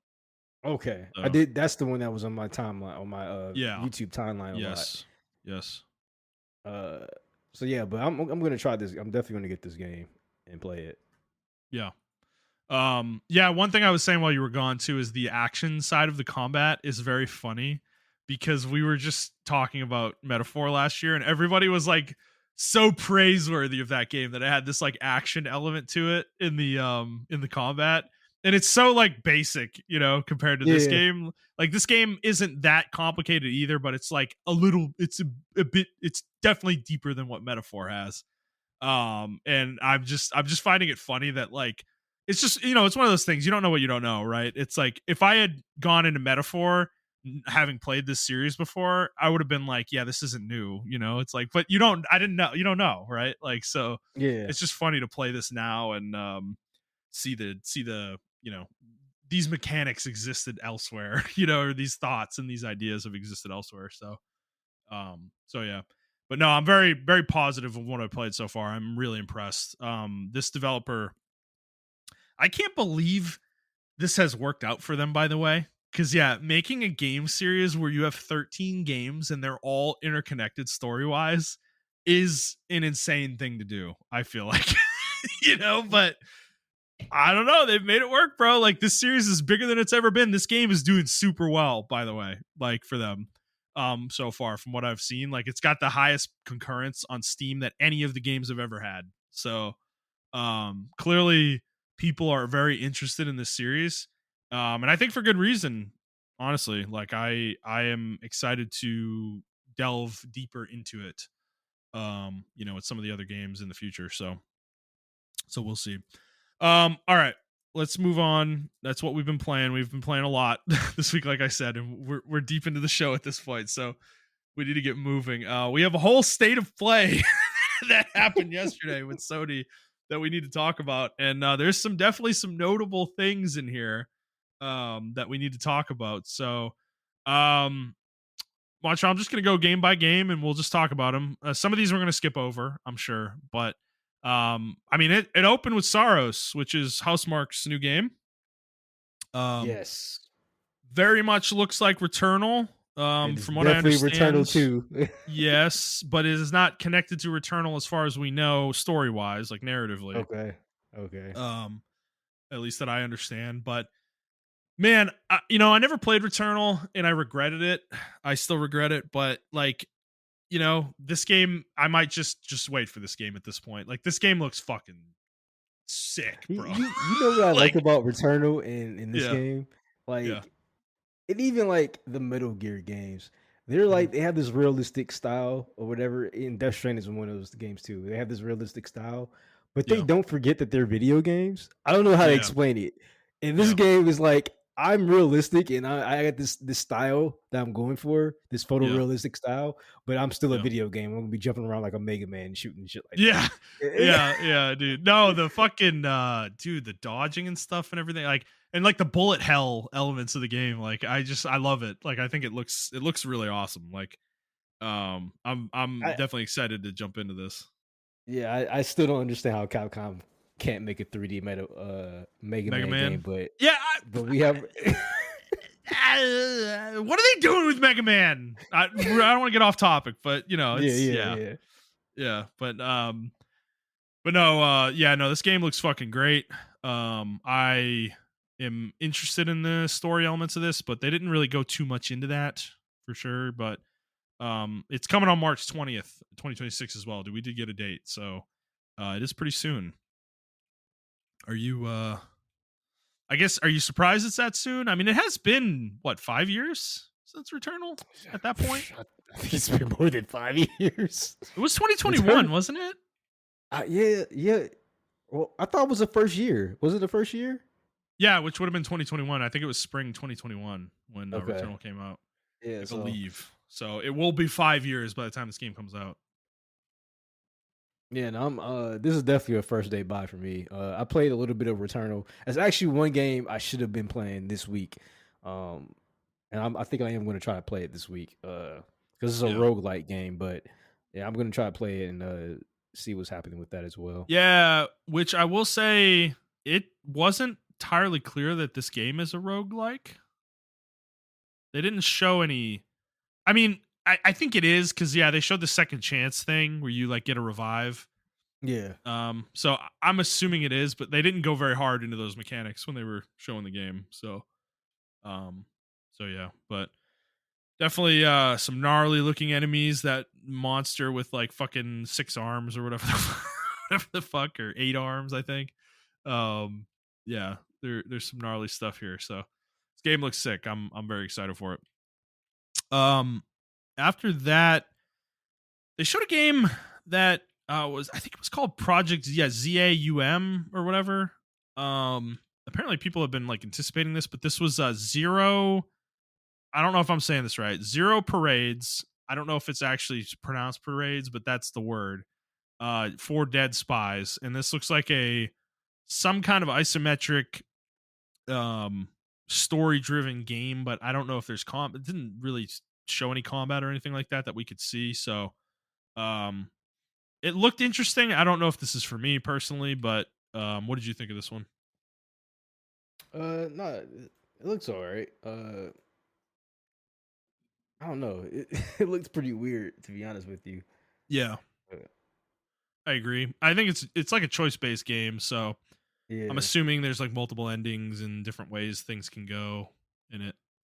So maybe more like Disco Elysium esque game. Yeah, But I don't think we're gonna get another Disco Elysium. I think yeah, probably not. That studio doesn't exist anymore. All right, well that's coming in 2026.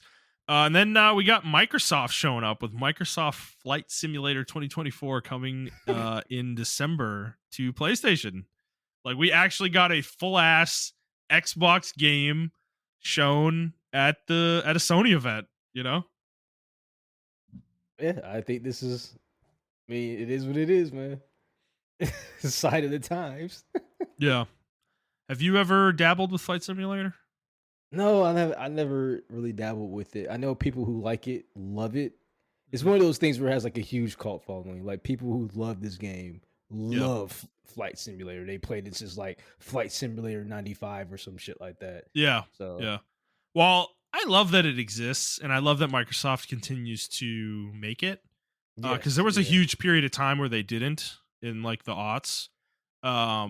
And so I'm happy they did. They brought it back, and they're making the game, and because it's just a cool thing. Like I've never tried it either, but I've seen somebody playing it, and it is very detailed. Like it's crazy, actually.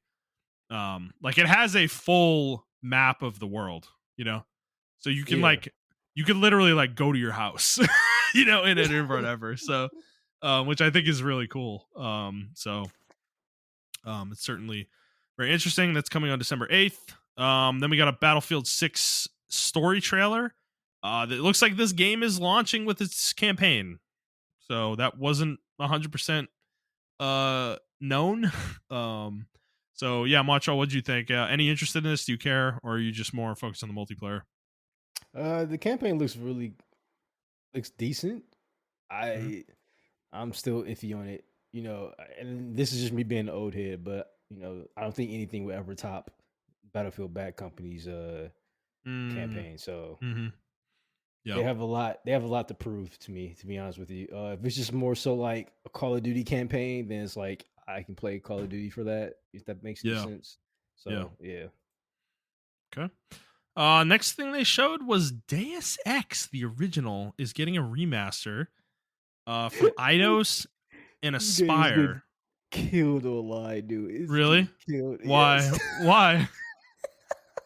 Oh no. 'Cause, I mean, they're right. People are right though. The game looks like Plastic Men. Like Oh no. Okay. I mean, the original doesn't look good anymore though. That's part of the yeah, problem, you know. but they could have did a better remake than this shit. Or this is a remaster, I guess, so it's not a remake. I think they could have spent the money and did a remake, in my opinion. Do a But little bit deeper build yeah. of it. Yeah. Um well, okay. I mean, that is fair, but I've never played the original Deus Ex, and I kind of want to. So this is great. I might check this out. Graphics notwithstanding. So it's coming on February 5th next year. Sorry. Um, and I mean the original Deus Ex. I mean everybody I've ever heard talk about it is like this game's like a masterpiece. So and with my experience with Mankind Divided, like no doubt, I am not surprised about that at all. So I don't know. I'm certainly gonna check You it know, out. I heard nothing but good things about this game as well. So I'm probably gonna check it out as well because I heard like this is like how they have like how people, if you get into a hobby, they're like, these are the games or these are the books or these are the guns or these are Yes. the cards or whatever you should read or whatever the Yeah. case may be. Deus Ex is one of those games that's on like everybody Mm-hmm. list. So Mm-hmm. I'm gonna try it out. Definitely. And then next was Halloween the game, which dude, like we had one of these several years ago. Like it's an asymmetric multiplayer game with Jason, and I'm like, bro, like we literally had one of these like 8 or 9 years ago, didn't we? And it like shut down a few years ago. So like, what is Bro, going on here? I don't. they still have Dead by Daylight. And I think he's in Dead by Yeah, Daylight. I yeah, think. yeah. So I found this puzzling because it's like we had one of these games that was literally shut down. You know, it's like, so what is the thought process here? Is it the same company making it? I don't actually know. I I think don't what's know, but happening right now is they're trying to cash in on horror genre in movies. It's like a resurgence right now yeah, going on because I've been going to see a lot of horror movies in theaters, and there's a lot of resurgence for that. So I think they're trying to cash in on that right now. yeah, yeah. Um, yeah, this Ilphonic. I think, yeah, I think this may be the same company that made the original one. Um, Maybe I'm not sure. So, but they've made a bunch of these horror games apparently. And they're just making another one here. So, this is coming on September 8th, next year. So, if you're interested in that. Next up was Last Epoch. This is a ARPG that's been on PC for a couple years. It has gotten to the point that I believe this game is actually in a really solid place. And there's actually an expansion coming for it as well that will release alongside the PlayStation port. They didn't give a date or anything. But I have had my eye on this game for a while. I've not pulled the trigger due to the time commitment involved, but maybe Mhm. when this comes to PlayStation, I may jump into this one I may play personally. this with you as well. Yeah. I still got my Diablo. Still have Diablo 4 on PlayStation. Yeah. I'm good on D4 personally, but I don't know. This game looks sick. Like it looks very deep. Like it's got those skill trees you're looking for, the equipment customization and stuff. And as far as I know, there's a lot of different classes in the game too. So I am certainly interested in it. I'll say is what I'll say. So, all right. Next up was I don't know if either of us care about this. The Seven Deadly Sins Origin.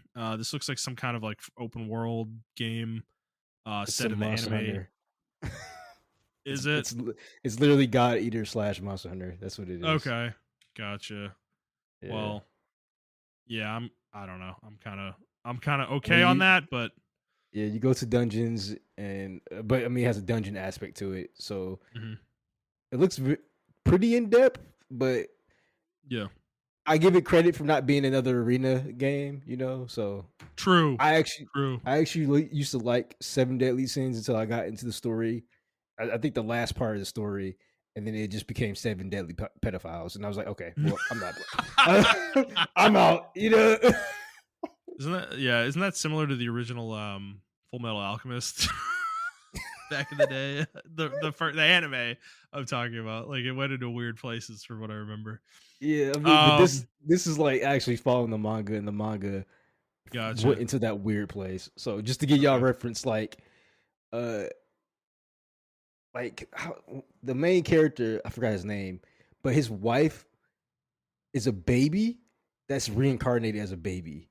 Oh They like Lord. the person's holding the baby. He's like, "Get your hands off my wife!" And I'm like, that's where I check out, buddy. Oh Lord. Okay. Yeah, I'm good. All right. Well, if you guys are into that stuff, January 28th next year is when this game's coming out. So, Montrell's favorite game, Sonic Racing Cross Worlds, is getting a Mega Man DLC. This is what Capcom's doing with Mega Man, Montrell. You were wondering, is we're gonna put him in a Sonic racing game for some fucking reason. From what I hear, dude, I'm actually about to get this game. I know Yeah. people are not. I think I'm going to get it.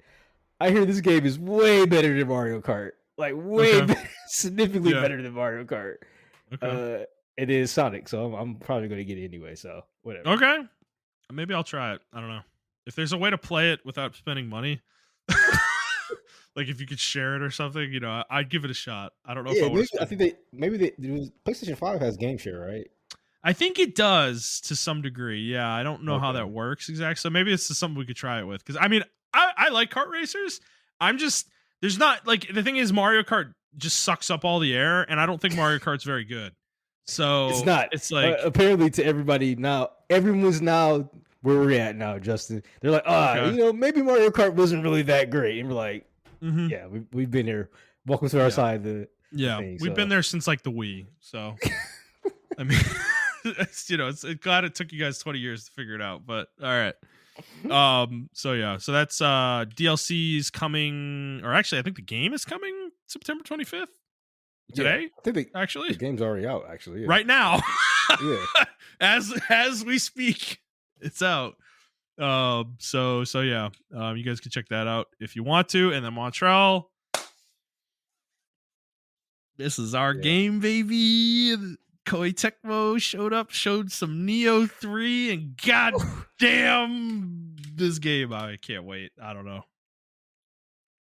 I want to talk about like fucking Dark Soul clones or whatever the fuck Souls like. Y'all don't. Yeah. No one talks about this game because they don't know how to fucking play the game. That's why. No, because they're That's why. pussies. They couldn't beat Sekiro. They couldn't beat Sekiro. No, they are fake hard gamers. Like that's what they are. Like they couldn't beat Sekiro, and they all bash it because they couldn't beat it. And then they feel the same way about Neo because Neo is also difficult. Yep.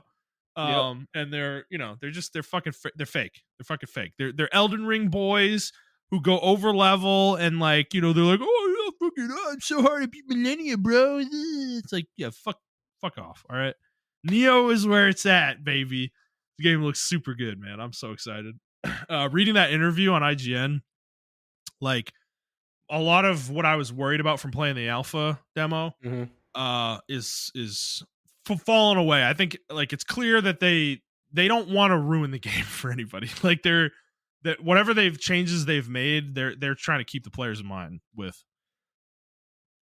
Okay. So I'm very excited about that. So what was it about that easy mode? I didn't because I couldn't read the article. Unfortunately, He said there's no difficulties, which yes. Oh, thank God. Okay. He said there's one difficulty level and that's it. And he said that's what our players want, and That's what we want. We don't want to create situations where players are like, and he said this a couple times actually, where he was like, we don't want to create a situation where players talk about the game online or with their friends or something, and they're like, oh well, did you beat it on easy mode, or whatever. And like he doesn't want that kind of gatekeeping in the community, which makes sense. So everybody's getting the same experience. And he mentioned that with a boss, actually, like nerfing bosses. He was like, we really don't want to do that either, because we don't want to, again, create that situation where somebody's like, did you beat it before it was patched, or whatever. Yeah, Like, yeah. so, You which know, is it's funny. interesting. I really think, because I didn't, unfortunately, I didn't get a chance to play the alpha. But from what you're telling me, and then from what this article is, I really just think Wulong and fucking Rise of the Ronin were just betas for. No, he kind of basically said that, dude.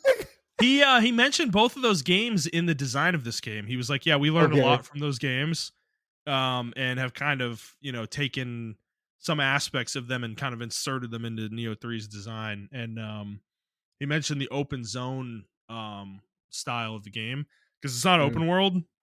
thank God. It's Oh like my it's God. different zones that are open, basically.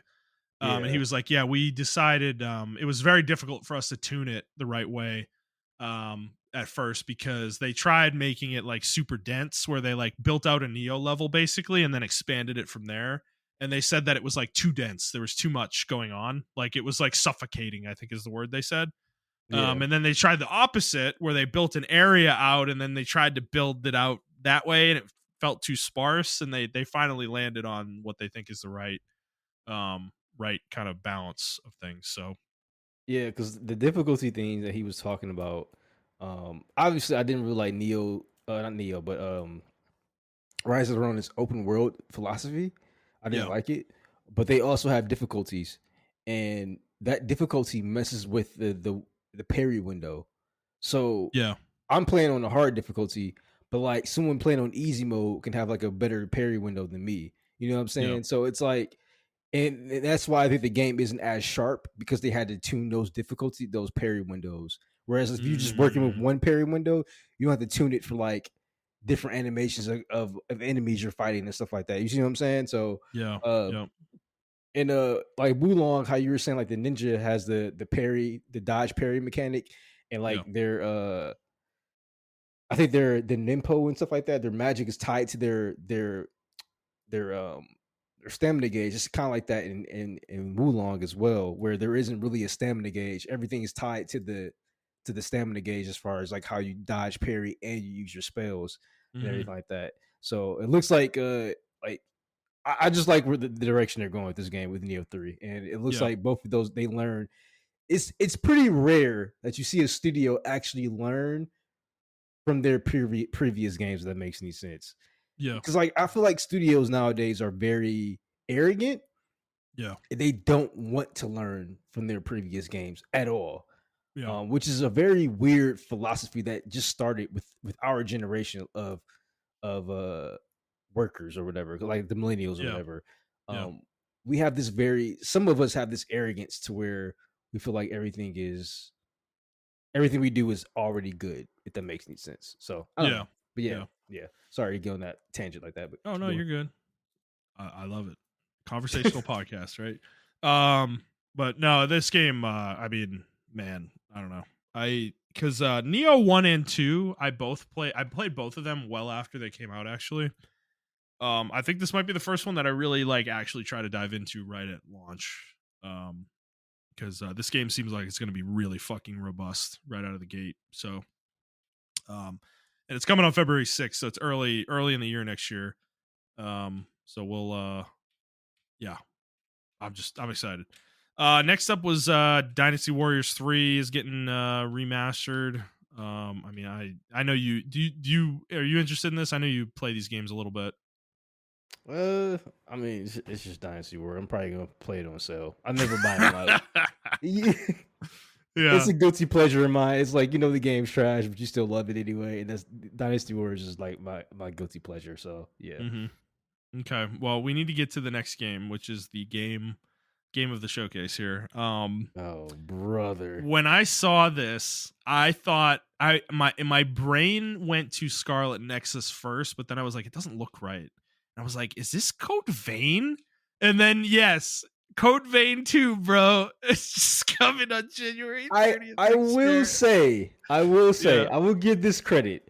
This Okay. game looks way better, A lot better. gameplay Okay. wise, a Hmm. lot better.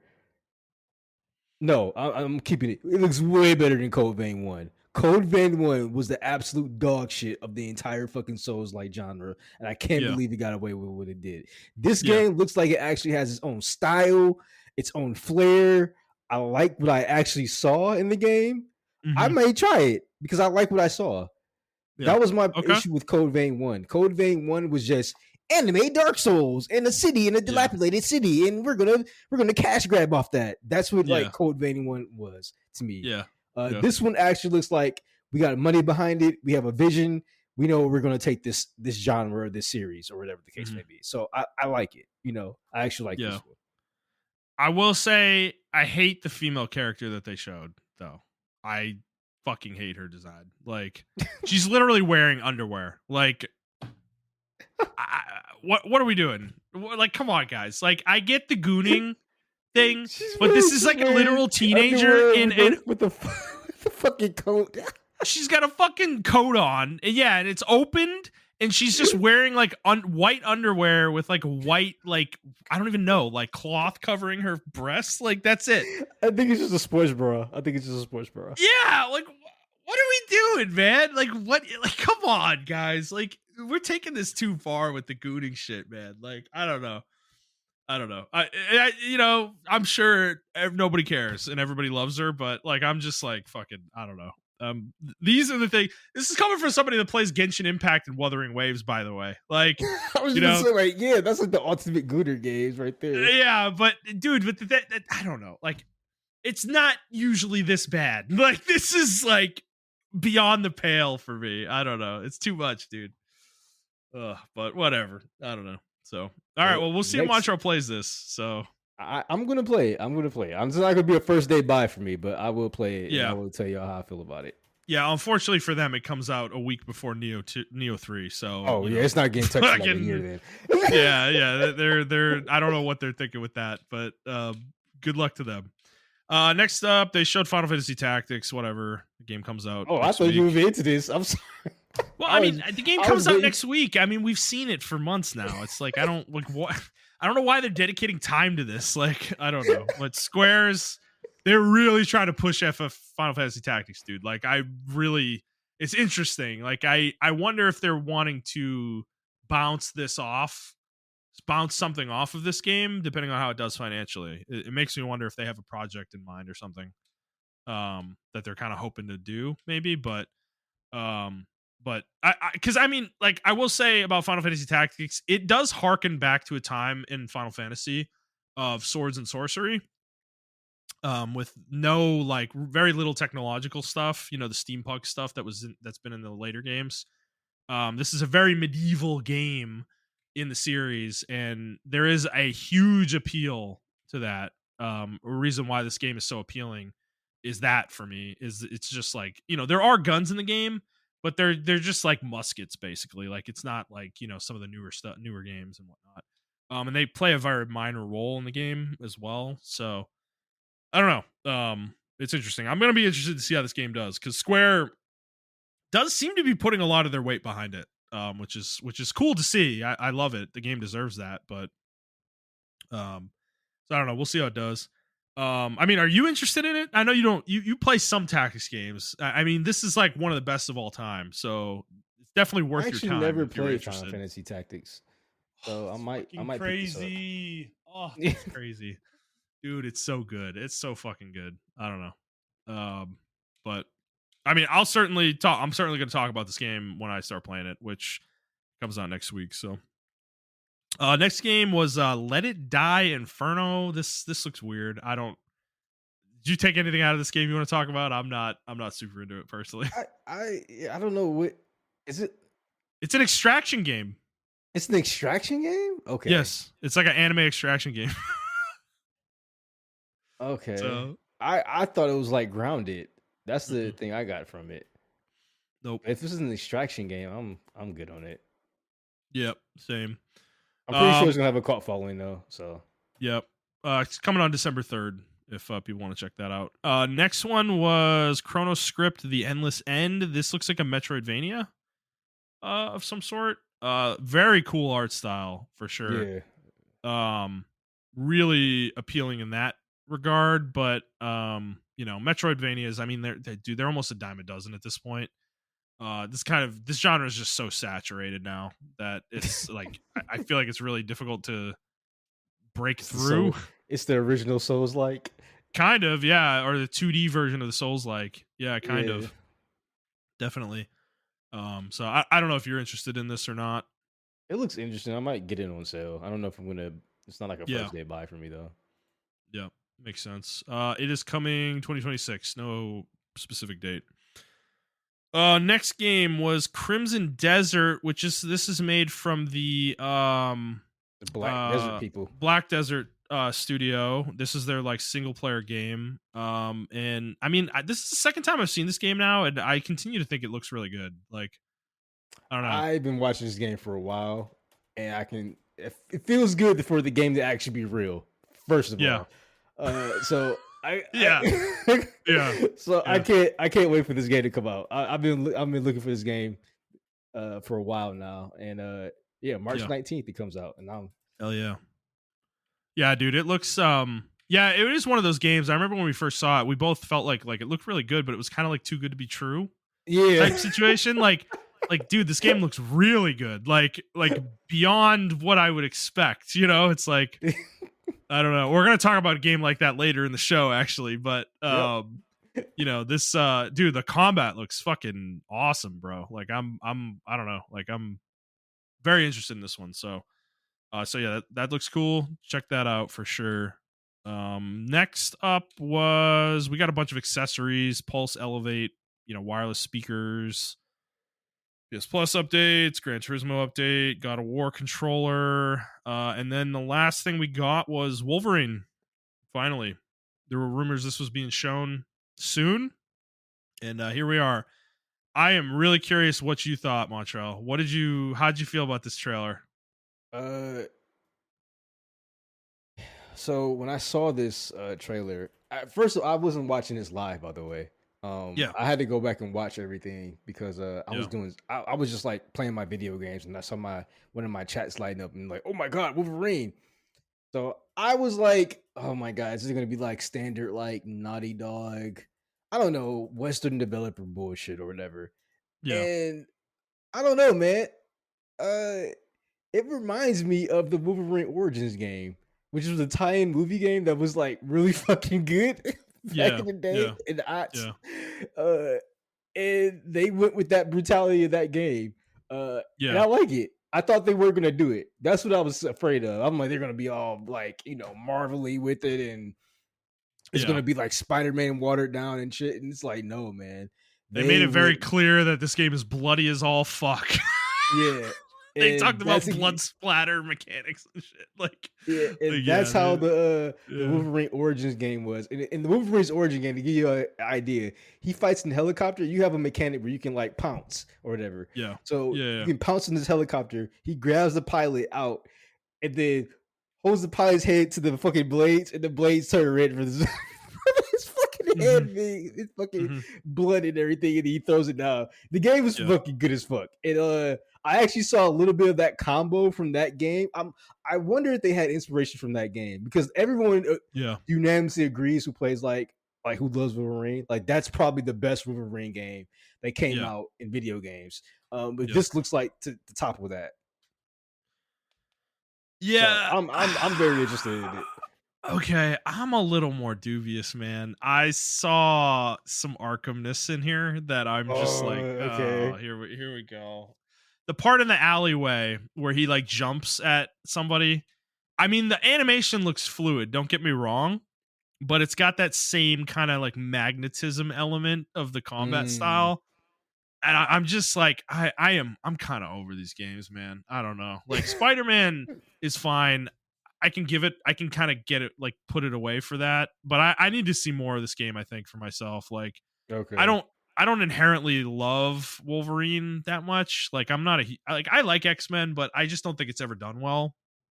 Um, and it's, what they showed here is not getting me gassed from a story standpoint either. So, So the reason I'm like on the opposite end, right? So yeah. that from when Yeah. you're talking about in the alleyway, when he like magnetizes towards it, that looks like the pounce mechanic from the old Okay. Wolverine game. So Yeah. like Wolverine, Yeah. but you can actually aim it though. Like this looks like Yeah. But like, this looks Arkham-y. Like I see what you're saying. yeah, This looks well, very like the Arkham-y. problem I have is not the jumping to the enemy. That's fine. It's the immediate turnaround. It's like, it looks like the person's button mashing because they immediately turn around and do a finisher on an enemy they weren't even Oh looking at. yeah, that part. You Yeah, I see know, that and part. like Yeah. that is like, there's a red flag there for me. Like, that's very Arkham-y, you know, Spider-Man-y to me. And I don't know. Like, I just, I'm not engaged by this style of combat anymore as much. Like, I just think it's very, like, it's I don't know how to explain it. It's literally like you mash the attack button until you have to dodge something, and then you dodge, and that's the whole game. Yeah. Like, that's the whole Yeah. loop. Like, it's not, there's creativity in there you can have, but you don't have to do any of it, you know?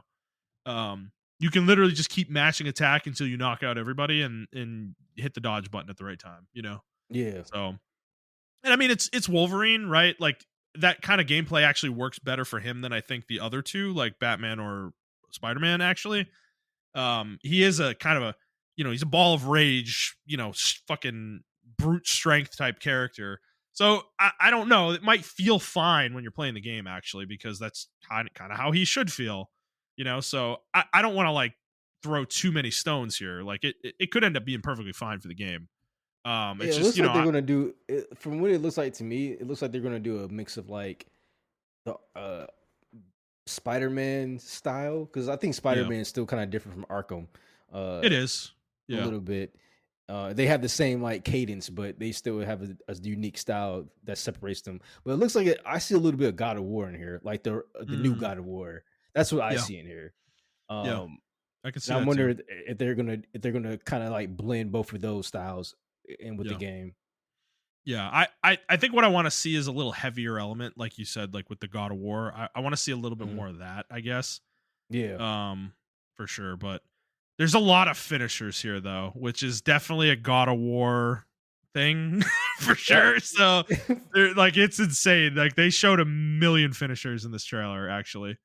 So that's interesting. I do wonder too. They showed Mystique. Like, are maybe gonna get to play as her? Maybe that would be interesting. Yeah, maybe some Mystique Um, DLC or something like that, That'd be kind of cool. So, Yeah. there is a part where you're riding a bike too, and like there's like the set piece of jumping onto a car, a couple cars, like a giant convoy, which looks very cool. So it's like Naughty Dog esque. I Um, really do hope this is level based. I don't want another open world game. I So, agree with that entirely. I don't think this game needs to be open world for sure, but yeah. we'll see. Yeah, we'll Yeah. see I, about that. I really hope it's like either uh like open linear like God of War is, Yeah. or just level based. I don't need another node based hero open world game. Like I don't want to play it. I'm sorry. Well, to that point, I will say, I mean, in the trailer, there's a lot of different environments we see. So I don't think it's going to be open world. I think open zone would probably be the most they would do, given how many areas we seem to be going to. There's like a snowy area, there's a metropolis area of some sort, And there's I'm some fine with indoor that. areas as well. So yeah, Yeah, I'm fine with like the how the God of War put it with this said open linear. I'm fine with that. Like yeah, that's way fine. I just don't it's gonna sound very like Gen Z TikTok brain, but I just don't have the brain capacity for a fucking open world game, bro. Like I like that's why I'm playing JRPGs and like straightforward games because it's like those games are not really open world. A lot of them really aren't open world. You have like right, set objectives you have to do and everything like that. yeah, I mean, Yumiya is like the one um, caveat to this, but it's like a crafting game, so I yeah. really don't count that. So Yeah, and I like Kingdom Come Deliverance, right? That's an open world game, right? But I like Yeah, I don't have an issue with it in that game because the game is trying to be like almost like a simulation to some degree, right? yeah. And I like it in that regard because travel is like you can't just fast travel. Like there are repercussions to fast traveling, at least to some degree. It's not like you don't just click a button and you instantly load, you know? So I like that design a little bit more. Like I don't like the open worlds where you can just like jump around and you're fucking, if traversal isn't fun, open worlds kind of suck. That's why Hmm. Spider-Man is fun because traversal in those games is inherently fun, right? Um, but like open world and like a fucking Assassin's Creed game, it's like, dude, I'm just like running, It's like I don't know. Like traversal's not that interesting in those games a lot of the time. So that's kind of an issue with open world design is like I do think traversal needs to be an important element to your game if you're gonna go open world. So yeah. But we didn't get a release date, but we got a window. It's coming next fall. So I'm sure we're gonna see more of the game. They actually said that in the post trailer discussion part. They're gonna show more of the game in the spring, so we will hear more about it for sure there. Okay. What did you think of the voice acting for Wolverine though? I think it's okay. I don't think it's Yeah, did it bad. sound a little weird to you? I don't know if they found the right voice quite yet. Let me listen to it one more time. Sorry, because Yeah, they yeah, every time I try to listen to it, they just talking. yeah, Oh yeah, it sounds a little.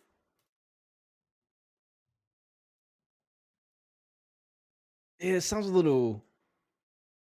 It sounds like he's trying too hard. That's what it sounds like. yeah. It doesn't Right. sound bad. It just sounds like he's trying too hard to be Wolverine. If that Yeah, makes any sense. yeah. So hopefully they fine tune that a little bit as well, but we'll see. All right, cool. Well, that was the whole state of play. What'd you think, Montreal overall? Good showing for Sony. I don't think it's bad. Uh, one thing I'm glad they didn't show it. I thought they were for sure going to show it. Uh, was fucking Ghost of Yotai again. I'm like, oh, please don't show another Ghost of I Yotai, know. bro. Well, Like dude, we we got a know, little of that. We got some of that energy with Final Fantasy Tactics showing up here. Like it's like, bro, the game comes out in like 6 days. Like, what are we doing? Like, But yeah, I am glad they didn't show Yote either. yeah. I just knew Because we were gonna get like a whole fucking another 5 minutes. Ghost of Yotai has another addition to it. Here's like yeah, you yeah. can be in the producer's chair for the music while you're playing the game. It's like I don't fucking care, dude. Yeah, Like leave me. we did the fucking samurai mode in the last game. Well, in this one, you get music mode. Something like I don't know, fucking Like like sh- director commentary while you're playing the game or some shit like that. yeah, which oh yeah, for sure. Oh man, have you ever played a game like that, by the way? Because I think there Naughty is a Dog game does like that. that. Naughty Dog does that with The Last of Us. Both the Last of Us games, I Really? think, have commentary. Yeah, yeah, yeah, They are so pretentious, dude. yeah. I'm sorry. I'm sorry. I love both of those games, dude. They're so fucking pretentious, dude. Bro, Oh can you my imagine god. you're doing like a stealth section with Ellie and Neil comes in and he's like, so we were thinking about here, when we were designing this area, we were thinking we put this guy here and then we wanted to have a couple patrols that might see you as you try to do a takedown, Like, dude, like, shut the fuck up, dude. Like, you I are kind of want to play the game with it on to see what it's like, though. Is it obnoxious and he overbearing legitimately or thinks he's like Steven Spielberg of gaming, dude. It's yeah, so yeah. annoying, dude. Oh my god, dude. Oh my god, bro. Oh, I love how much not this even is triggering Kojima does you. that. Like I love Kojima how doesn't much do this that is shit. triggering you. I love it. This is so good.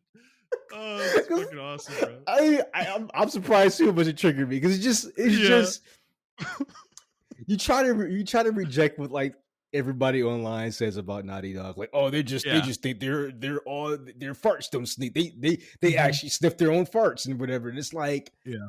would you put commentary in your fucking video game, dude? Leave me the fuck alone. I Like you think they already have pissed me off with the chronological yeah. order in the Or the game, like which the four releasing the games four different times, in like and a even at the 2 year TV period. show, Like yeah, it's like yeah. I'm done with The Last of Us. We get it, bro.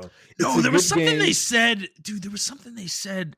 Was it in this state of play? I heard it somewhere recently. They mentioned like The Last of Us, and they were like, one of the greatest IPs ever made, or something like that. I'm like, God Oh damn, like my calm, like god, let's dude. calm down, Oh Jesus my god, Christ, like dude. holy shit, man. Like Sony really wants The Last of Us to be their like Game of Thrones, or like I don't even know, like Breaking Bad or something. It's like okay, let's pump the brakes. It's like So Sony is doing it's this thing that's, I don't know. it's really getting on my nerves, man. So Sony's doing this thing too, where they're trying to be like Apple, and then they're also trying to be like Yep. some prestigious studio. Like they trying to be Marvel Studios, right? Like because they're Yeah. opening for like when you play Helldivers or whatever, or their own the other Sony games. It does that like Yep. Marvel Death opening. Stranding. Death Stranding has it. Yeah, where it's Yeah, like and like the fucking the buttons are rotating with all the different yeah, game and animations it's and stuff literally in fucking there. Yeah. Marvel, dude. That's Yeah, they're Marvel. just copying Marvel. It's like so it's so obnoxious. It's so It is pretentious. very pretentious. They are And very pretentious. this is why I hate when Sony's in the lead. Like Yeah. right here. This is why, right? Like No, no. You're right. You're correct. It's pretty obnoxious. It's annoying for sure. Because yeah, I mean, even with the Wolverine trailer, dude, they have a minute and a half trailer, and then they have like this like interview section for what, bro, 5 minutes? yeah, bro. Like the developers are just talking. It's like, yeah, like 3 to 4 minutes. No, dude, and And the then voice actor for Wolverine is like, "This is the greatest honor of my life. I've always wanted to play this character. I can't believe they chose me. Or something like that." It's like, okay, all right, okay, and okay. then she's You're like, doing a comic book video game. Like, let's calm down a little, man. Like Jesus. It's like not. I don't one know. of the directors are talking about like you can see the pores in the blood. Like I'm like, dude, like we don't care. Like I'm sorry, like this whole like I want to see the pores and I want to see every single strand of the fucking hair in the in Every drop Wolverine. of blood. Yeah, I don't care anymore about that shit, bro. I think Yeah. we have went to the pinnacle of where video games can go as far as graphics. Like we Yeah. don't need to go any further. Like Yeah. so Yeah. it just gets weird at a certain point. Yeah. But like yeah, I don't know, man. It's just this state of play was okay, but it definitely it's it's just Sony in the last 2 or 3 years are like in their studios. Some of their studios are just like, we are the crux of video games. We are the pinnacle of video games, and no one can Right. ever touch us or whatever. And it's just like, shut the fuck up, man. Shut the fuck up. Yeah. Yeah. No, Like it's I'm literally honestly I'm with you. when I'm playing Helldivers, bro, and it loads up and it shows like the little Sony logo, like the little like, and they show all the little clips of Yeah. Helldivers behind the Marvel shit. Yeah. I'm just like, oh my Yeah. god, Yeah. shut the fuck Yeah. up, dude. Yeah. You weren't Yeah. even Yeah. thinking about Helldivers. Like you patched this in, Dude, this wasn't Helldivers, here. like Arrowhead doesn't even want to be associated with Sony anymore. Like they're literally making their next game and Sony is not involved. Like they are not publishing, they're not funding it at all. Like Arrowhead's like, fuck y'all, like go away. Like we don't need you. Dude, you remember me and you were talking about Helldivers too when they kept showing it and they only Yeah. showed like a minute or two of it. You're like, we don't know about this game. Like we kept saying that, and they did the same thing with like Ghost of Tsushima as well. Like they showed like 1 or 2 minutes of the game, and we're like, what is this game? And then both of those games came out to be like one of the greatest fucking games ever. Well, and they had that horrible gameplay showcase too that like didn't make the game look good. You remember? Like that? Yeah, because it's like a 40-minute state of play deep dive. Like both of us were like, we're not playing this game. We're cooked. yeah, like, this dude. is it. Yeah. It's fucking crazy. No, so I mean, good for Arrowhead, bro. Like they I think what happened was like they know that Sony didn't believe in them, and they're like, fuck you. Like you're not gonna come in now and pretend that you are the reason this game blew up, and like take us in and buy us. Like, no, we're not doing this. Like, fuck you. Yeah. Like, Yeah. I kind of appreciate that energy from them, honestly. Because yeah, Sony's definitely sniffing their own farts to some degree, which is hilarious because they released Concord a year ago. So you know, And they just knew Concord was gonna be a fucking hit. dude, bro, They just Montrell, knew it was, bro. dude, If you can go you, back and watch the state of plays, they just knew. Like, dude? oh yeah, this is about to be a fucking hit. You can tell in like No, no, no, the no, fucking dude. executive offices. They're like, yeah, bro, this is it, bro. Champagne, popping champagne in the studios, Uh, everything, bro. They dude, just no, knew. the funniest part about that energy is that, dude, remember that they had a secret level episode made in advance for that game, and it came out after the game was shut down already, like in December last year. Like they really thought they had something spectacular on their fucking hands. Like they really thought they had Guardians of the Galaxy. You know, like Yeah, exactly. it's wild. So And then all they this, don't even advertise Guardians of the Galaxy. Like, isn't that a yeah. PlayStation exclusive? No, it wasn't. No, it Okay, I wasn't. thought it was. I thought No, it was. no. But yeah, no, I mean, dude, I don't know. Yeah, no, they're definitely sniffing their own farts right now for sure. Like, and like forgetting the giant, colossal, disastrous mistakes they've made, like buying Bungie, for instance, a Oh my studio god. that's making a game in Marathon that nobody cares about. Like, I don't feel like that game is gonna do well at all. Like, I don't know. Yeah, we're gonna Um, we're gonna look back in 10 years and see the fall of them. Like, we're gonna see so many retrospective videos on Bungie, like mhm. how they were like the pinnacle of first person shooters, Yeah. and then they just fell flat on their ass, bro. Like, it's crazy, man. They made the wrong game in Marathon, is what it feels like right now. And then like They from milked the my, fuck out of Destiny, dude. yeah, from my external opinion or like point of view, they ruined Destiny. It, Yeah, like with some of the shit they did with Destiny 2, like yeah, later in its lifespan, you yeah. know. Well, with the release of Destiny 2 in general, I think that turned a lot of people off. And Yeah. then you switch to free to play, and we're just like, oh, so fuck us who bought the game at the beginning of Yeah. the Well, turn of it or whatever. and you have the microtransaction stuff that they've done with the game. Like, yeah, I think to your point, they milked it too much. And then they like ignored a huge section of the fan base with the PvP stuff. You know, it's like, so yeah, I don't whatever. Sony's like they need to be, they like, it's weird that these things don't humble them, you know? It's weird. Because nobody's there to humble them, bro. Yeah. What's I know they don't Nintendo have, gonna do? a competitor, right? Yeah. No. And their Xbox is competitors, their Xbox competitors is their doing their fucking games on raising their, prices.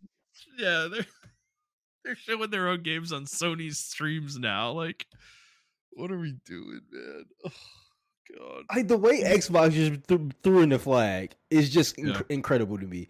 They were literally just buying studios to shut Sony out, and they still lost. I don't understand how Yeah. you do that.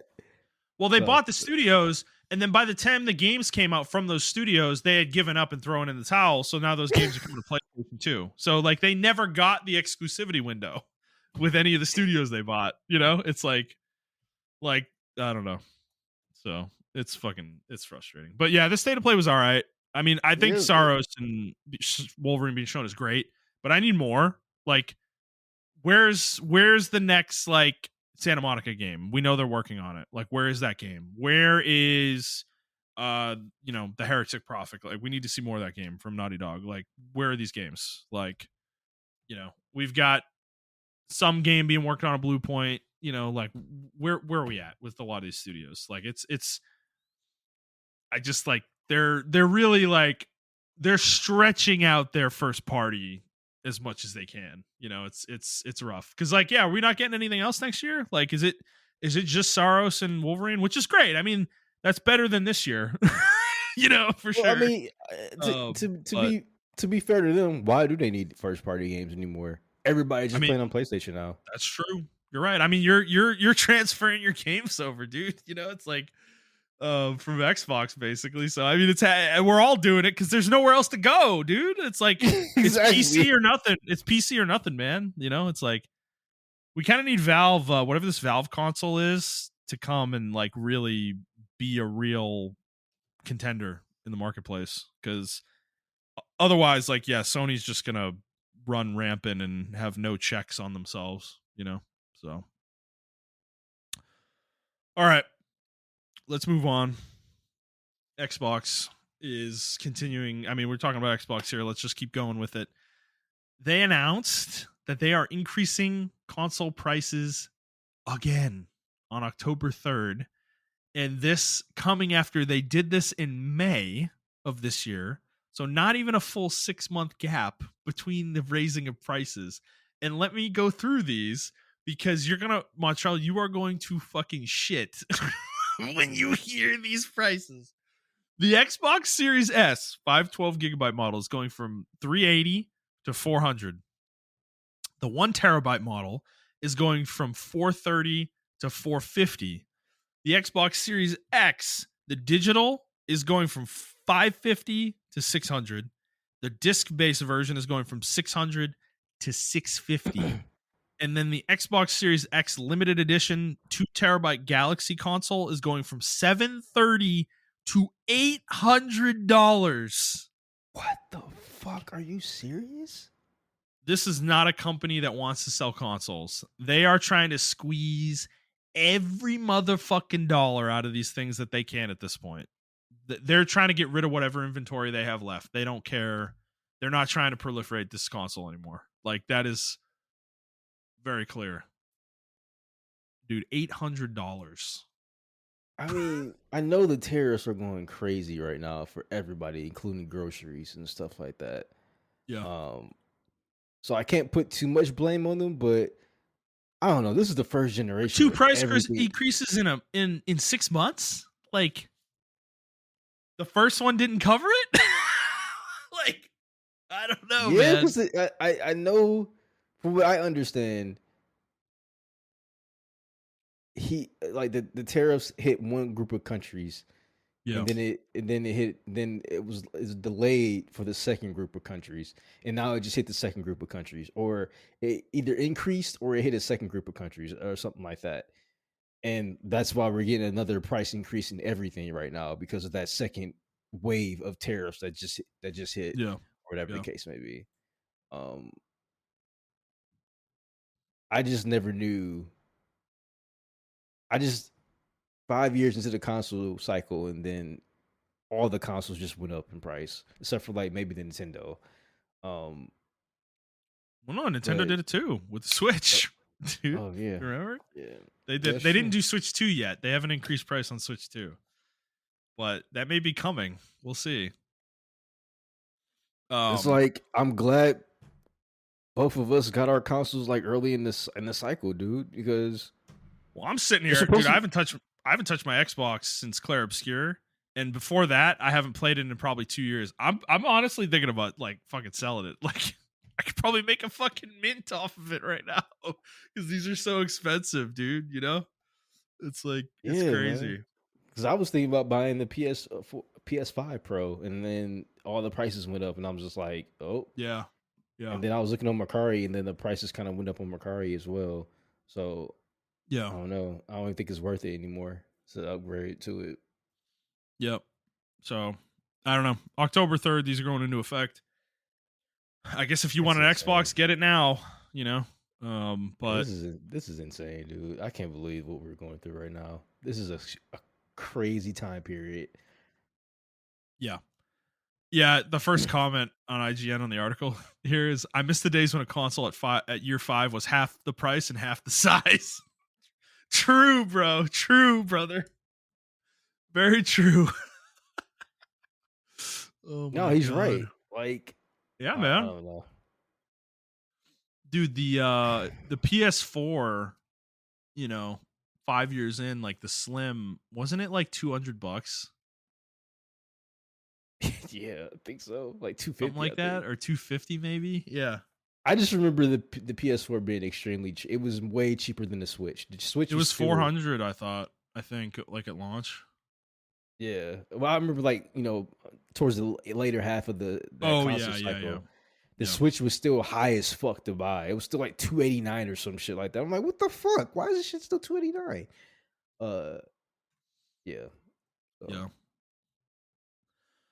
Yep. So that's going on. All right. Montreal, let's move on to our next story, which we referenced this earlier. So there's this game we talked about called it was called Project Mugen, and it got renamed to Ananta when it had its first trailer drop. This was like 9 months ago, and they just had another trailer drop this week that Montreal shared with me and DJ. And bro, I watched this trailer. I have watched this trailer more times than it's like embarrassing how much I've watched this trailer because I'm like, I this game conceptually is very interesting to me, but watching this trailer, I am severely dubious of what is happening in this trailer, dude. Like I like the end of it specifically. So let me just lay the groundwork here. So this is a game that appears to be with the second trailer, because I'm going to go back to the first in a second. With this second trailer, appears to be some kind of anime GTA game that is free to play and has mechanics from Spider-Man, what appears to be Sleeping Dogs, GTA, and then I don't even remember what the fourth game was. Watch Dogs. Watch Dogs, that's right. Yeah, Watch Dogs as well in it. And specifically the Spider-Man stuff It's so egregious. looks literally ripped out of the game, the Spider-Man games that Insomniac's made. I will say I did comb through them really deeply. Like I literally went frame by frame, and was like looking at the animations. They aren't the same as Okay. Spider-Man's. They just look really similar. In particular, I was kind of focused on. I was honing in on the perching that was happening. The character was doing. It's not the same positioning and look that Spider-Man has in the Spider-Man games, but it's also weirdly not lined up with the terrain that you're landing on in this game as well. So it looks like not finished almost actually as well. There's some polishing that needs to be done for sure. But the flourishes at the end of the web swing where he lets go look ripped straight out of Spider-Man. Like I don't know why they did all this with like the hands waving and going in like a circular motion and the flipping and the kind of like the limbs going everywhere and stuff. That's like ripped out of Miles Morales, dude. You know? Yeah. Um and I don't know why they decided to do this. I mean, this is a Chinese game, so I mean, they don't give as much of a shit, I guess, about stealing people's ideas, but um like like obviously I don't think they stole the code or literally put the mechanics like the animations in their game, but um it just looks so similar that it's hard not to see it. And then even the combat, I didn't go compare this to Watch Dogs, but people are saying it looks or not. Sorry, I think it's Sleeping Sleeping Dogs. Dogs. Sleeping Dogs. People are saying it looks ripped straight out of Sleeping Dogs. Yeah, Like, there is one animation where he does I think he spins over the dude's back. That yeah, looks ripped straight out of like Sleeping Dogs. Like I somebody think did a there frame was by frame comparison to it. yeah, and there was another one where he like slams a dude into a dumpster or whatever as well, which I believe you can do Yeah. in that game as Yeah, you well. can. Um, And this is interesting coming from the first trailer, which looked nothing like anything I'm describing, besides the web slinging part, which actually looked more unique in the first trailer. Yes, Because I was in watching the this, first trailer because you have it linked in here. I did watch the first yeah. trailer.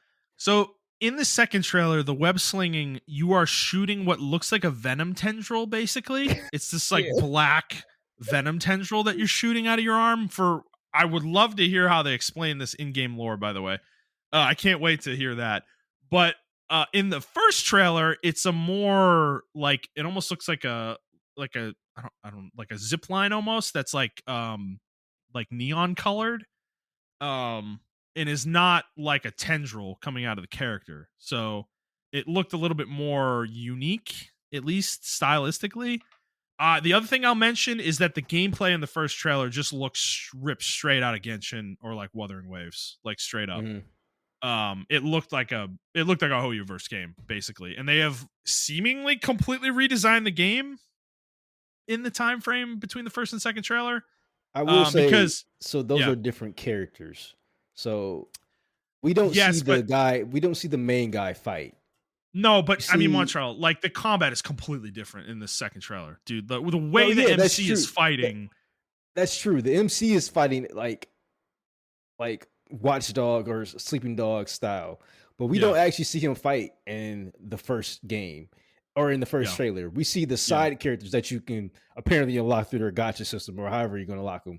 We see them fight, and yeah, like maybe that's a different way to fight. I don't know. yeah. I'm I trying don't to be think so. positive, but yeah, I don't know. I mean, maybe you're right. It's it's possible. It's certainly possible. But like, I see like a very clear like character ultimate being cast in the first trailer at like I yeah, think it's that's like true. around 130 ish. Yeah, I saw it. None of that type of gameplay is in the second trailer at all. Like they don't show anything that looks remotely similar to that. And we actually do see the MC in a cutscene at 134, and they switch to another character. So there's like character swapping happening. That's Genshin like. In the second trailer, they show a character swap that is apparently ripped out of GTA, where Yeah, you that's like GTA change 5. perspective. Yeah, you like Yeah, change perspective of the character. But you are swapping to somebody else gameplay wise. So they show that as well. Um, yeah, I don't. I'm I'm really confused by this game. I I'm personally really don't think the game is interested. real. I don't think the game You, is real. I, Me I, personally. I think it's real, but it's not gonna look anything like this when it comes out. Like I think Well, it's well, gonna be, that's what I mean. I don't think it's gonna look yeah. like none of this shit that we're seeing. I think all this shit's gonna get cut. Like I don't know, th- man. They're making it look super dynamic, and Yeah, yeah. I I just don't. just like I'm sorry, AAA studios can't do this shit. Like it's I find this really hard to believe that this is gonna play like this, but That's what I'm saying, dude. Like, yeah, like you said, like the graphics and or maybe they're getting away with it because of the graphics, right? Maybe they are allowed to do what they need to do because of the yeah, graphics. It's a more stylistic anime graphic or whatever. yeah, Uh, but like I saw a post that's like, it was like Japanese anime style art style, Spider-Man graphics or Spider-Man gameplay, Watchdog gameplay, GTA mechanics and all this other stuff like that. It's like a smorgasbord of like it's like they just went to the drawing board and it was like, yeah, we're putting everything in there. What game you like? Oh, I really like GTA 5. We're putting that in there. What game you like? I love this really cool game called Sleeping Dogs. What game did you like? Oh, I like Watch Dogs. And it's yeah. just like, Oh, I love the web slinging from Spider-Man. Oh yeah, we gotta have that too, dude. Like, there's car driving in this game, by the way. Like, what?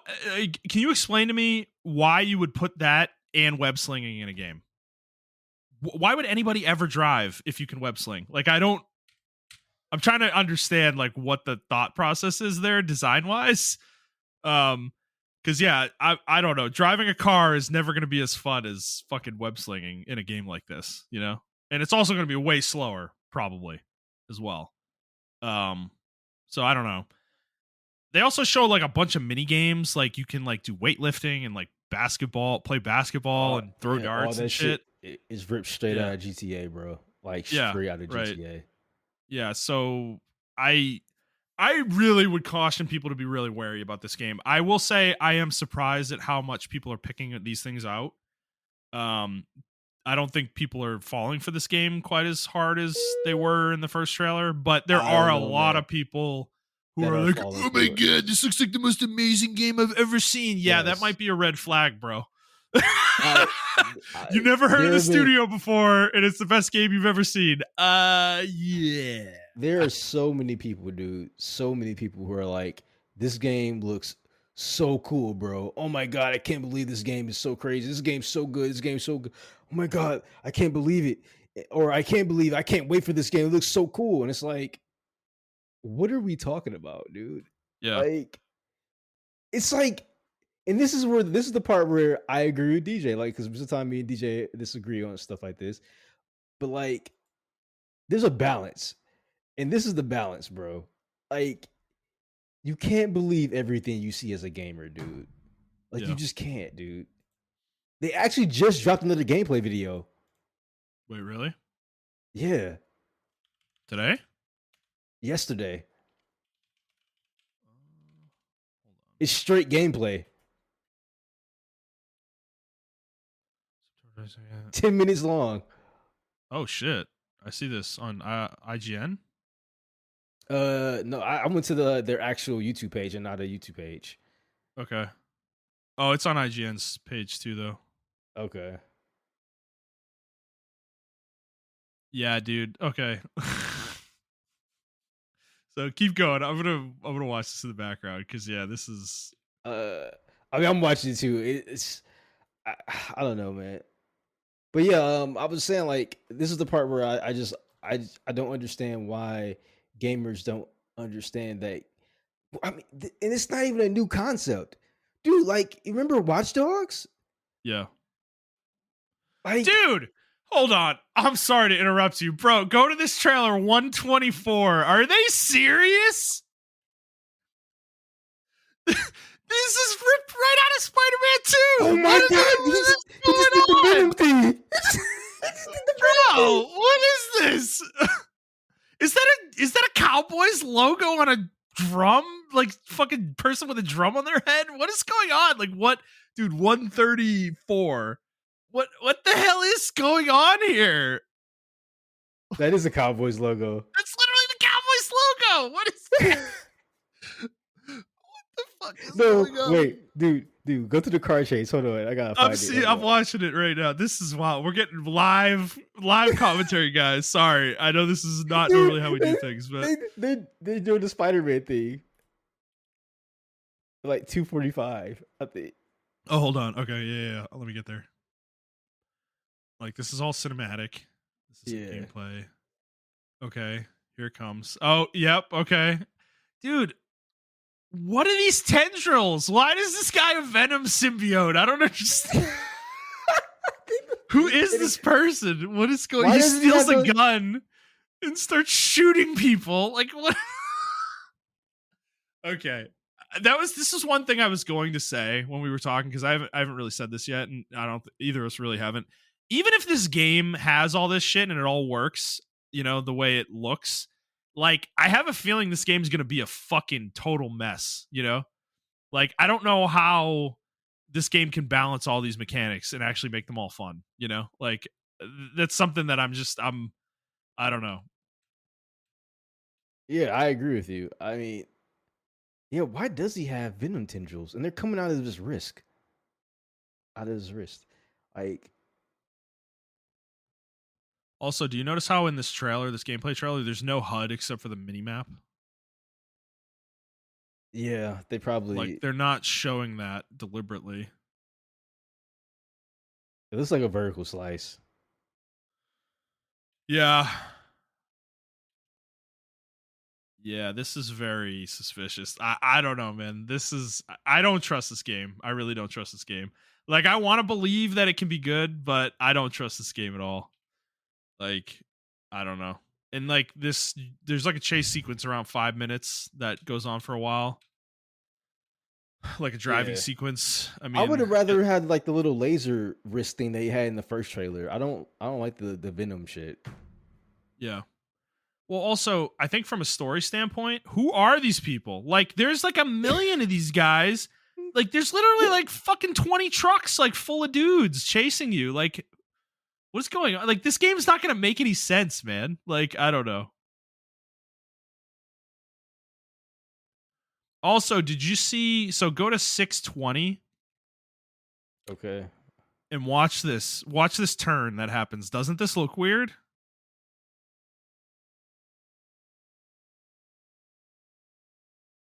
Like the car changes its location like Ooh. unnaturally. Did you see that? I think the car's on rails. I don't think the It's player's on controlling the rails. car. Yeah, I Yeah. don't I mean, I Yeah, the think it players is players yeah, not I think this is controlling it at this point. yeah, this is an So, on rails section, so that makes sense why it's doing that. but these animations look rough, dude. Like they don't actually look that clean. Like that's something I don't know. They That's don't something look that as really clean. stands out between these trailers for me. Yeah, they don't look as clean as it did in the trailer, like you're saying.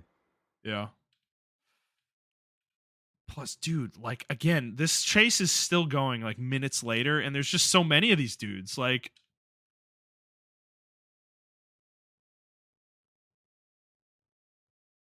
I don't know, man. It's Yeah, I crazy don't how I don't know if I accurate they believe this are. game, dude. I don't know. I don't know. I don't know. Look The at the Venom look at tendrils is the thing that's really throwing me off, though. I don't. and then this is what I'm talking about right here, dude. Look at the comments in that video. Yeah. I know you're in the IGN one, but I want you to go to the official channel and look at the comments in the official channel one. Okay. Hold on. But I'm gonna send you the link real quick in the chat. It's right there. I can. Oh, okay. Thank you.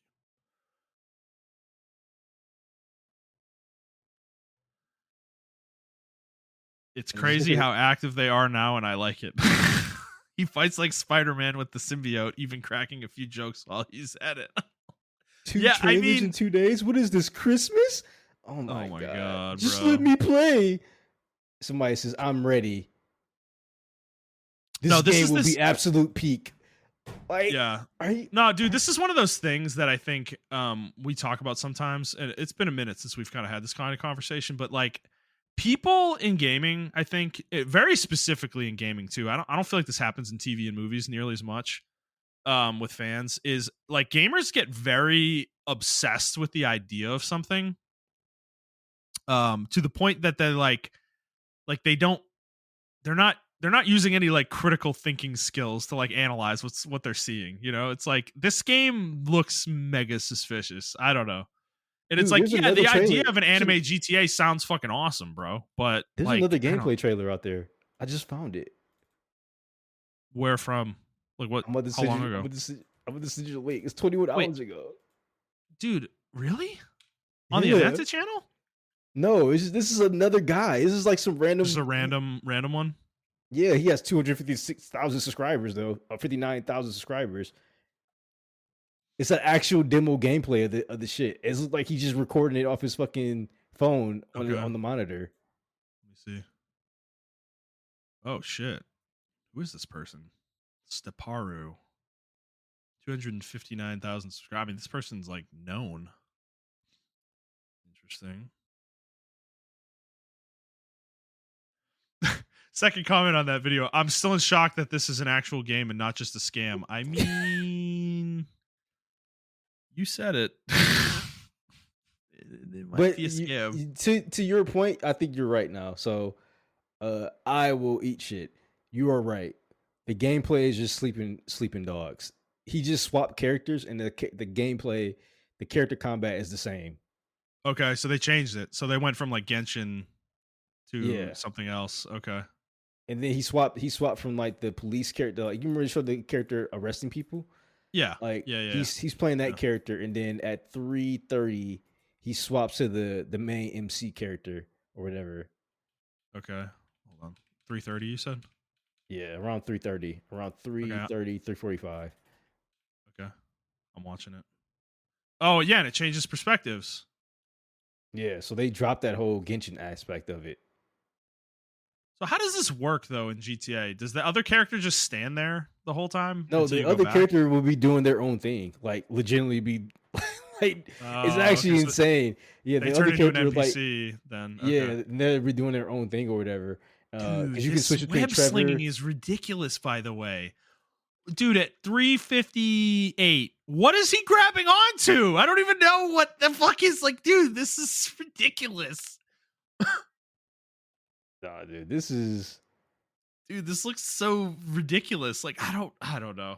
I don't know. why does he have black venom? I don't understand, dude. I don't they gotta explain this at the beginning of the game or something. Like, um Did you yeah, because like, did they dude, just even the like, when you press like X when you're just in the air and like Spider-Man like pulls himself forward a little bit.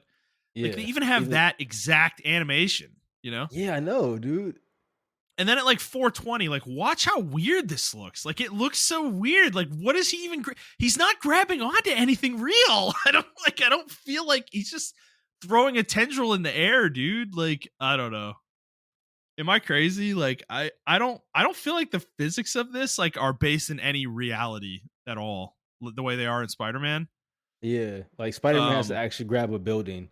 like a real thing. Like yeah, he has to grab Yeah, onto a real object. Like I don't think that's happening in this game really. Like if there's nothing there, he grabs nothing. That's what it looks like a couple times.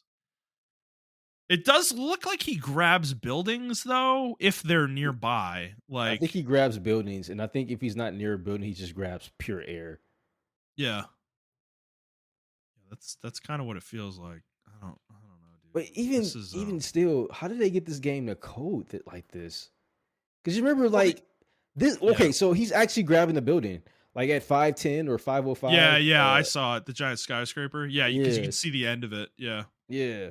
So it's like, how did they get their hands on this code? Because Well, dude, I don't know if you remember, but like, um, who did the studio? Oh, Insomniac were talking about Insomniac. how like Yeah. they're like the programming for this shit was like crazy. Like that was the majority of the development was the Yeah. web slinging. Yeah. Did they just reverse engineer Spider Man? I don't know. Well, I think the other aspect of this too is like when you're web slinging, like you notice how many times this guy falls on the ground. There's no fall damage for the MC in this game either, which there isn't in Spider-Man, but it makes sense because he's Spider-Man. You know, Yeah. like this guy's like just a dude. Like I don't understand. Like I don't know. I'm sorry. Like we're being really nitpicky here for sure, but I think if you guys go to the time codes we've called out, you'll see what we mean. And I think when you play a game, like it has to be based in some semblance of a reality that makes sense within the game world. Like what we're watching here, like I'm sure they explain something, but it doesn't look. I don't know, because at there's another character at 7 minutes or so that he swaps to, and this one, let's see, Yeah, is they it in don't even show any combat? gameplay of that. Like they don't show any combat. She's just riding like a cart Just thing or driving whatever. around. Oh yeah, you're Yeah. right. Okay, why does this girl have a lizard tail? I don't really. Because she's a furry, dude. Like, what are you talking about? God, this game is such fucking bait. Like, Yeah, it's just nothing but bait, dude. It's literally like, what can we do to get the most money that we can get? yeah. Well, the other thing I heard, by the way, is I think Gamatsu or maybe Famitsu did an interview with this the team making this, and they did confirm that it is not a traditional character gacha. So you're not rolling for characters. It sounds like the monetization system is going to be cosmetic based and other things like cars and stuff. Like it sounds like it's ripping GTA actually. Like you're going to be able to like buy like cars and Okay. vehicles and I think you can like I think there's housing in this game as well. Like you'll be able to like build your own fucking anime house or some shit also. So I think the other thing I don't understand is like why can all these characters run up buildings? Yeah, I was just watching that, dude. What the I don't fuck? know what is going on. Like why can she run up buildings? I don't get it. And then she's like in the stealth section, like Spider Man. Or no, is it like Batman? No, this is I don't know.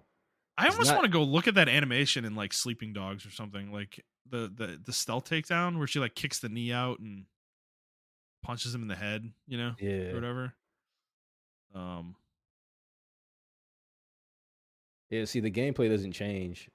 Like if you watch her fight, yeah, I'm looking at it now. Yeah, it's the same. So yeah, the Eh, Genshin combat is out. We're not doing that I mean, anymore. Is what it looks like. to be honest, we still haven't seen the other two characters because they had a character with the sword in the other trailer, and then they had the little girl character who's like doing like magic or whatever or telekinesis. Yeah. So we Yep. haven't seen them fight yet. Maybe they Yeah. don't have it like fleshed out or whatever. I don't I'm think so curious. though.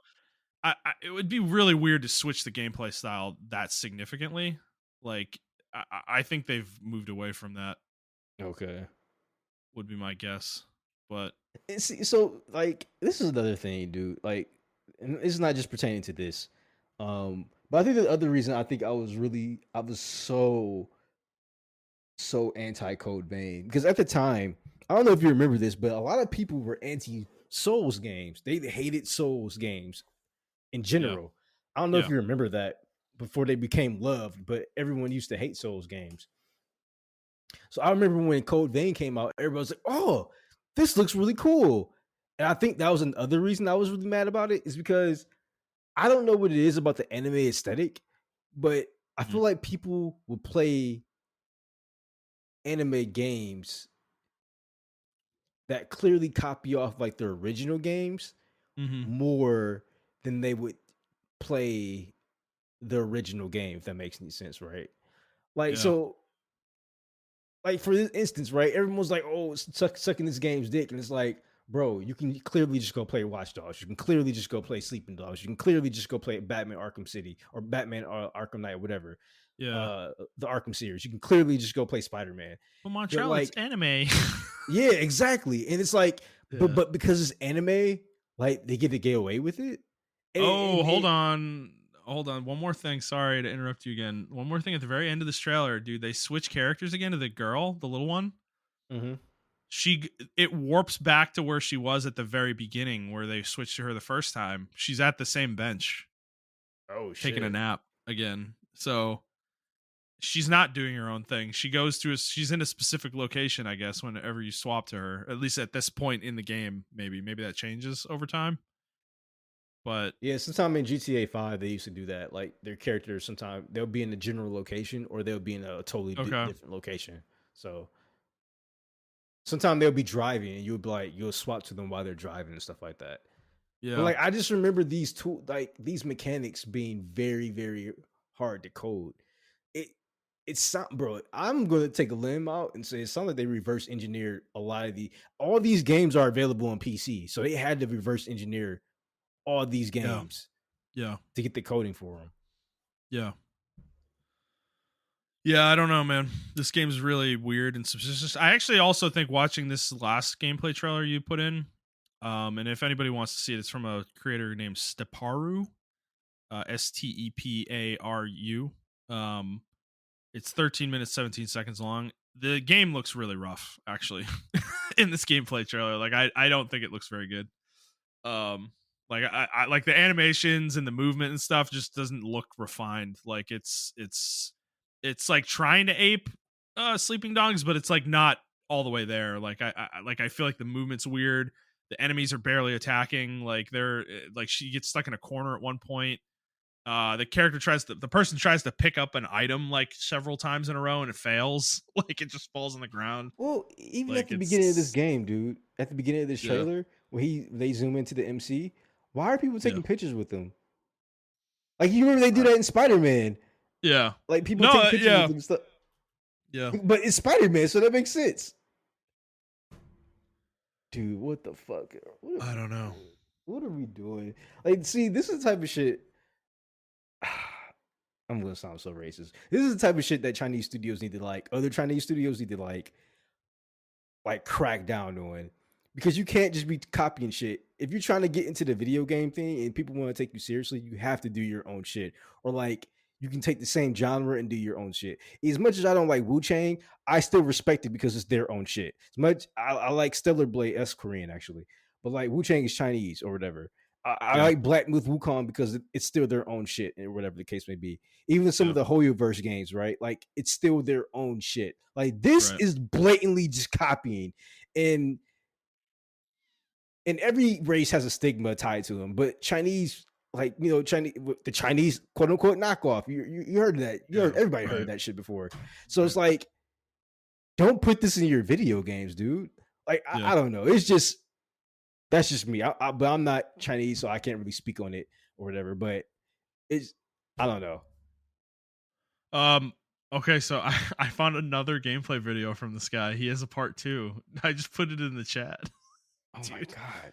It's 8 minutes long. Let's see. The small girl character is the main one. Yeah, she fights. So yeah, this confirms what I'm thinking. Like, yeah, she doesn't have the Genshin combat. She's doing the Sleeping Dogs thing too. So Really? yeah, yeah. It starts around 3 minutes or Oh two yeah, you're 50. right. They got rid of that Yeah, combat, dude. What the fuck? yeah. Well, this is another thing I haven't talked about this yet, but it feels like these games, these Chinese games, are moving away from the character gotcha model that Hoyoverse has popularized. Because there's another one named Duet Night Abyss that is doing away with their gotcha as well.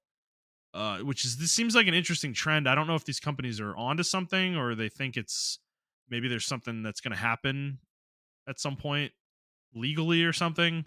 Yeah. But I don't, or maybe they just think it would be a better monetization model to move away from the character gotcha. Um, but yeah, so I don't know. That's an interesting aspect to this as well. Um,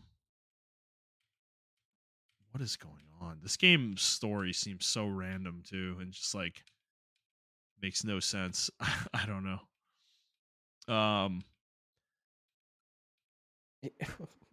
Why is she driving a zombie around? I don't know. It's a dude in a coffin. Like he's like a fucking vampire. He's puking neon. What is going on? What is this game, bro? I don't know. This shit looks really weird. I'm sorry. I actually kind of think the game looks a little shallow too, like seeing it more in depth. Like there's not a whole lot going on here. It There's kind of not. looks like Yeah. it does through those trailers they've shown, but it's like when you're watching the game in motion, it's very like boring looking. Like I don't know. Yeah, you're right. It doesn't. I mean, I commend them for having voice actors. So obviously, this is like a real game and everything. But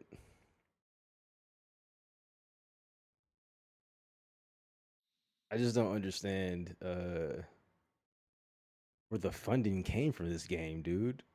Yeah. Yeah, I don't know.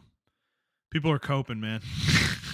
At this point, my only worries are optimization, bro. You have a lot more to worry about. Yeah, somebody Second says comment on that this video. vampire Bart was unbelievable. This game has a lot of potential to be amazing. What are Oh you? What my are you, an god. AI? Like, fucking, these people are bots, bro. I This is don't too know. peak. Please be a good game on release and actually Yeah. pave the way for this genre. What are we Mm. talking about, bro? The combat Yeah, is this more is. grounded. I love that. Yeah, no, a fucking 4 foot little girl is parrying full on adults trying to kick her and punch her. Like, yeah, it's definitely more grounded. Oh my god, bro. Yeah, it's more grounded. The main character has a venom symbiote tendrils that he shoots out. Very very grounded, certainly. Um Oh man, I don't know. We'll see. We're gonna follow this game. I'm certainly gonna follow this game. Since it's free to play, I am probably gonna play it when it comes out because I am just morbidly fucking curious at this point. But after looking at more gameplay here and stuff, some of these more deep dive gameplay looks, I don't. This game looks really shallow. Like I don't think there's a whole lot going on here. I still think that Um, trailer is fake. I think that yeah, trailer is it's fake. it is extremely curated to make the game Yes. look a certain way, and it's not real. Yeah. Like that is not a game. That's not the game you're playing. Like it's yeah, yeah, yeah. I don't know. So yeah, Montreal. I don't know. Are you gonna try it when it comes out, just out of curiosity, or? I may try it. I don't know, bro. I feel filthy if I play it. That's how I feel. I mean, I'm not gonna spend any money on it. I want to know like uh, for science. I need to I need to research this game. I just want to know how it comes out. Like, is it like what is it really? You know, dude. There's another gameplay demo, dude. There's like leaks happening with this game. Really? I think this is This is from TGS. I think. Yeah, yeah, yeah, dude. This is from TGS. There's another one that's like 30 minutes long, dude. I think all this gameplay is from TGS. Link in the chat. I'll watch it later because we're already Yeah, 3 hours yeah, yeah, in. yeah, definitely. It's a lot of what we've seen already, but there is character housing, it looks like, as well, that they show off a little bit. Okay. So that's interesting as well. But yeah, we're certainly gonna monitor this game. I'm gonna check it out probably. Yeah, you can see Montreal at that video at around 21:45. They show off some of the cosmetics. It looks like you have to spend like in-game money on them. Is what it looks like. So, Okay. and I'm sure there's Yeah. a real money shop as well in the game If you look too. at 25:37, like her hands go through the ball for the hoops. She's playing basketball. Yeah. Dude, they It's still do. rough. Oh my god, that's so bad. Yeah, man. Okay. All right. All right. Well, yeah, we'll like I said, we're gonna continue to monitor this game. We will we're gonna pay attention to it, and we'll let you guys know how it is when it comes out, I guess. But I would recommend going checking these trailers out for yourself, just to see what we're talking about, because it looks highly suspicious. So, all right, Montreal, let's move on. We got one more story here to talk about. Assassin's Creed Black Flag looks like it's getting a remake from Ubisoft. However, it looks like they're going to be removing all the modern day sections of the game and adding some more like cut content that originally didn't make it into the game Okay. from the pirate era that you play in this game. However, another thing they're changing is the combat, is what I heard. The game is going to be more built like the modern Assassin's Creeds, where you have the RPG mechanics in the game with like the gearing systems and the skill trees and stuff. So I will Um, say I don't know how long this article's been updated, but they actually came out and said they're changing that because of all the backlash on like Twitter and Reddit and stuff like that. Because people don't want really? that. Yeah, they Okay. actually came out and said they're going to change that. Interesting. Well, if that's true, I guess that's good, but why did they want to do it in the first place? I guess is my question, because I do, Maybe because because they I've thought people wanted that shit. We don't. dude, because I'll be honest, I played Odyssey for a while, like 20 hours or so, and Yeah, that stuff's in that game, and I remember playing it and being like, this shit sucks. Like, it is the most thoughtless. Like, it's not very well implemented, I guess, and I'm sure in the newer games it's gotten better, but I don't think their RPG systems are very good. And the older games, that isn't that kind of the appeal of some of the older Assassin's Creed, is like they're literally action games, you know. yeah, Um, and I remember I saw some gameplay of the original Assassin's Creed 4, and like it looks pretty good, man. Like combat wise. Um, so I don't know why they'd want to fuck with that, you know, if they're doing a remake. So I guess it's good that they're not, but um, I guess question for you: have you ever played Flag or yeah. Oh no? yeah, yeah. Oh, you did. Black Okay. Flag's Black Flag's my favorite one out of all of them. Okay. Yeah, that's often the answer I think people put out there. Maybe two is the other one that people talk about a lot. Yeah, two, Um, yeah, two, one, two, and four are a lot of people's favorite Assassin's Creeds. A yeah, lot of people hate three, um, and then after four, a lot of people. I mean, you get mixed reviews on. Some people say yeah, Origins, some people say Odyssey. yeah. Valhalla has a couple people that like it. Um, A couple. yeah. That's funny. uh, That's funny. um, Surprisingly, Shadows is up there too. A lot of people like Shadows. I haven't played Shadows Okay. yet, but a lot of people like Shadows. Okay. But yeah, Black Flag for me was the one because I didn't used to like pirates. I hated the whole pirate theme, except for like Pirate of the Caribbean or whatever. But like Mm-hmm. I hated the pirate theme and shit like that. I thought that shit was like corny as fuck. I don't know why. But then I played Black Flag, and you get your own ship because the ship combat comes from Assassin's Creed 3. So you Yeah. have ship combat Assassin's Creed 3. But in this one, you get your own ship with your own crew, and like while you're sailing, they're singing their own shanties and stuff like that. It's fucking Yeah. it's so fucking cool. And then you can Yeah. drop down to the ocean uh and explore the ocean and everything like that with Oh shit! I see the that. You can swim yeah, and stuff. Yeah. yeah. So yeah, Black Flag yeah, Black Flag was like one of my favorite ones. And then they had the DLC where you can join the Haitian Revolution and drive Oh. out the French. Okay. So yeah, it's like it's really Like cool. sharks swimming around and stuff. Like, Yeah, man. are they This is enemies? this Like, is my yeah. favorite. This is my favorite Okay. Assassin's Creed of all time. Like legitimately, this one was like, This is where they peaked. Is what it yeah, sounds like. two was like up there, and two and Brotherhood were up there, and then this one though they like yeah, like you said, they peaked with this one. Like I don't know, this is a really cool Assassin's Creed for me. I don't want the modern stuff in though. They gotta take that shit out. People I are hate that upset shit. about that though, that they're taking it out, and it's like, dude, are you guys like, are we serious right now? We're gonna romanticize the Assassin's Creed modern day stuff that everybody has always said is shit. Like, I don't know. It's weird. That's a weird one for me, but all right, well, we'll see. I think we don't have a release date or anything. I don't even think Ubisoft's pseudo confirmed, since I guess they're responding to people, but This game is real, so we'll see. We'll see how it does. All right. They are going Go to ahead. remove the One more. animus stuff too. So like when you get outside the animus, I'm Yeah. glad they're cutting that shit. That shit was pointless as fuck. Like Yeah. because you're not playing Yep. as Desmond no more. Spoiler alert: he dies in 3. But, but like, you're not playing as Desmond anymore. I mean, it's a fucking Yeah. 20-year-old game. So guys, suck my dick. Yeah. Like so, yeah. Okay. All right, moving on. That's it for news. So we have like half of the Ghost of Yote answer for guess the Metascore. We have the critic scores for this game. And it is currently sitting at an 87 on Oh, you won Metacritic on again. 110 reviews. Yeah, I guess an 8.3. You guess an 8 straight up. So I guess I'm close on this one. Closer on this one. We'll see how the user score is. I don't know if have you read any reviews for this game?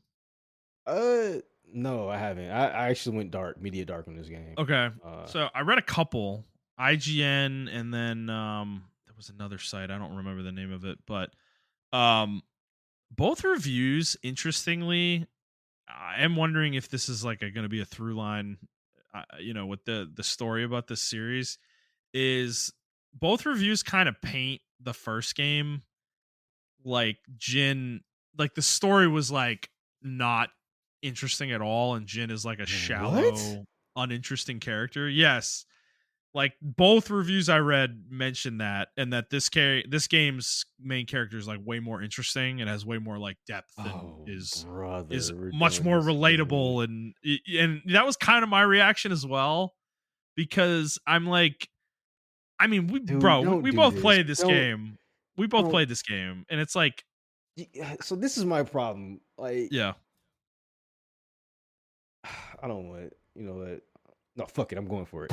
As a minority, right? I hate when people do yeah, this shit. Like, they yeah, try to downplay something else to make like the minority star look better yeah. than what it is, or maybe, or instead of letting the minority star stand on Mm, their own 2 feet or on their own merits of what it is, right? Because they yeah, almost try to do it with Miles Morales.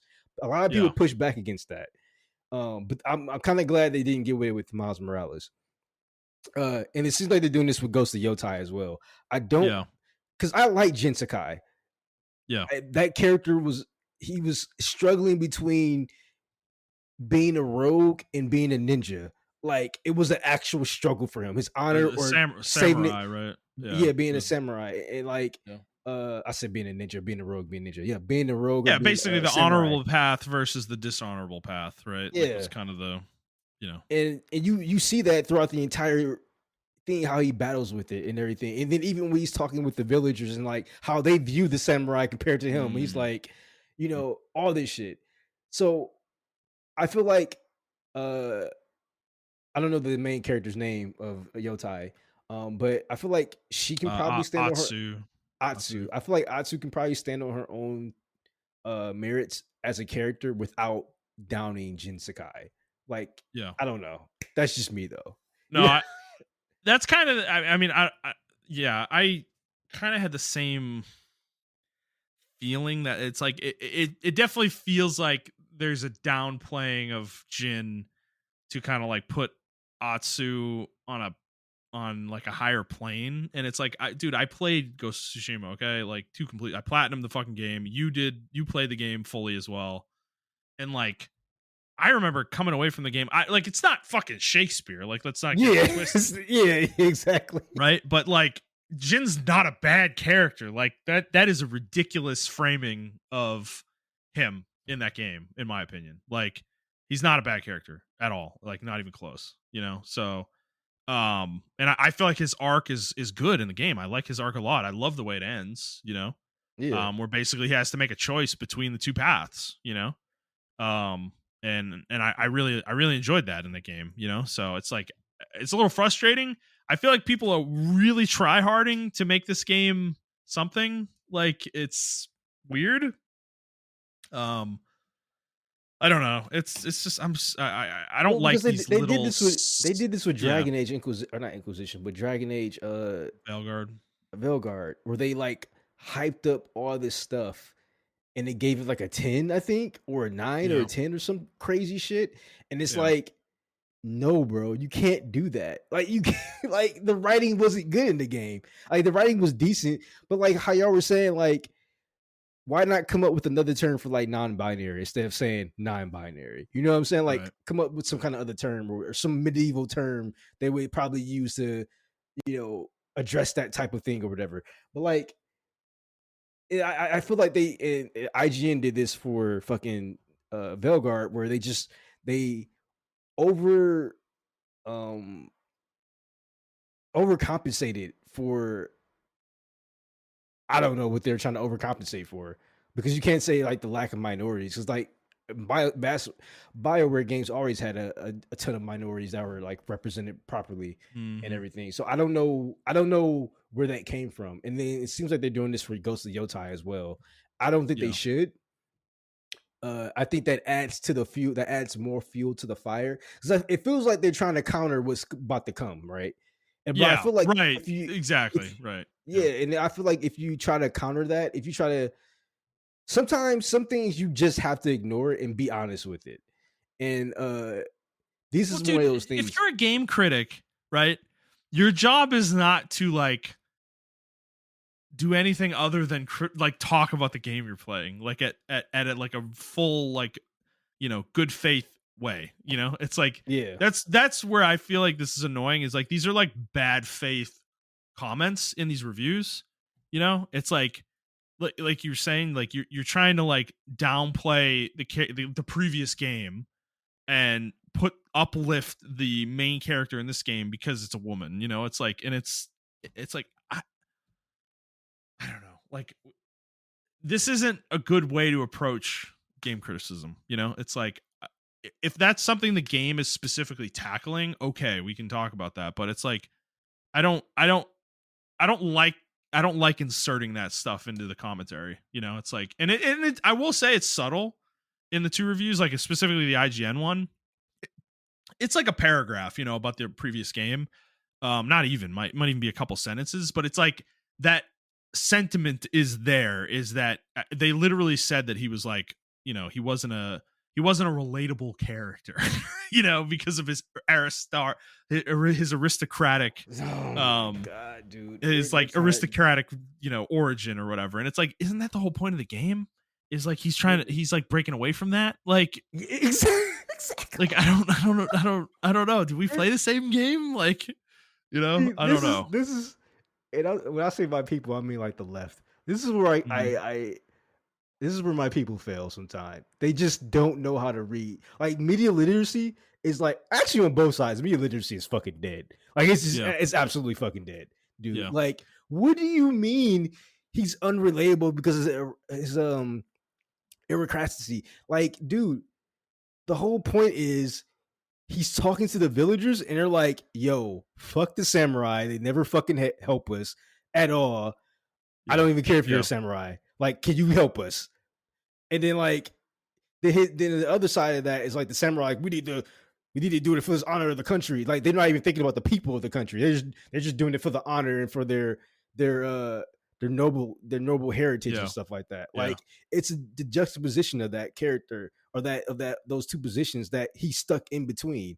And it's like I don't know. I don't know how you can't see it. And it's just Well, okay. it's Let me annoying. read the exact quote here from IGN. So it's the other review that I can't remember what site it was from that said that part about the aristocratic comment. Mhm. This is what IGN said. Tsushima's protagonist Jin was just fine for the purpose of its story, yet he wasn't a particularly interesting lead on his own. Moving to Atsu, who's fiery and brash, gives Yote the kind of personality it needs, and that's pretty much it. They start talking about the voice actress who gives her likeness and has a they think is a Okay. good performance or whatever. Yeah, I can I But it's can I like can I to me, I don't know. like those words right there, right? Yeah, I don't want to say trigger words, but those words are like gaslighting, in my yeah, opinion. They're trying to gaslight. They're trying to start a fire that doesn't need to be started behind this game. right. Yeah. You see what I'm No, that saying? sentence Like, about Jin is completely unimportant to evaluating this game. well, It's like I don't know. the one sentence that you said where they're fiery and brash and all this stuff like that. Like, Right. I You're forgot. I trying too forgot hard. You're trying too hard. yeah. You know? Yeah, I forget the Yeah. term I'm looking for, but like, you know how people say like really slick shit to like Yeah. start something, and like other Yeah. people can sense it, and then other people, but they have it to where they can get away with it. Like, well, I was just saying this, I wasn't really saying that. Like, no, you knew Yeah, what you were right. saying, Yeah, yeah, yeah. like, Right. and I Yeah. feel like that's what that is. And now when this game comes out, we're gonna have that whole part of the video game people that we don't like come out and like bash the game because it is a female protagonist, and they added all this fuel. They added even more fuel to the fire with the reviews and how they reviewed it. I don't have Yeah. an issue with the way, like the second sentence after that, where they're talking about the how the actor brings character and everything like that, or the actress brings character to the Mhm. character or whatever. I don't have an issue with that. I just have an issue with the way they're describing this stuff. And I Yeah. feel like we're just still stuck in 2010. Like, why are we Yeah. still stuck here, bro? Like, I don't know. It's Yeah. just annoying, dude. It's so annoying. I feel bad for this game as far. I mean, it's gonna sell well regardless. Um, but I know the Metacritic scores are gonna be fucking in the 60s, I think. Yeah. Yeah, I found another review. The gamer says Atsu is a better character than Jin. Allowed to show more depth and levity while still having a warrior's heart. God, But she's it, given a more cliched story to work with, even if there is thankfully less fetishization of Japanese tropes this time around. Oh, God, I don't people are know, trying. man. People are just trying too hard to be I don't. smart, man. No, this is why gamers hate like video game media. Is like what the fuck are we like? What I don't know. Like I don't know, man. I don't know. It's just it is what it is. I'm trying to find the original one that I was reading though. Um,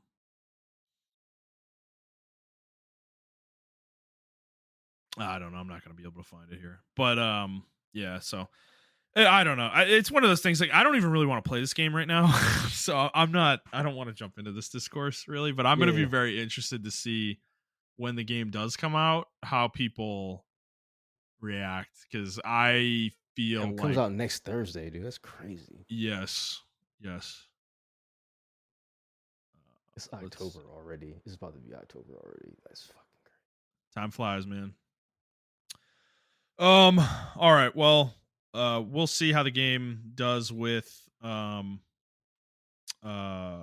we'll see how the game does with normal regular audiences when the game comes out next week. And we'll see how people score it. And whatnot. So all right, well, Macho, that's all we got today. We've been going for quite a while, so I think we're gonna close it out here.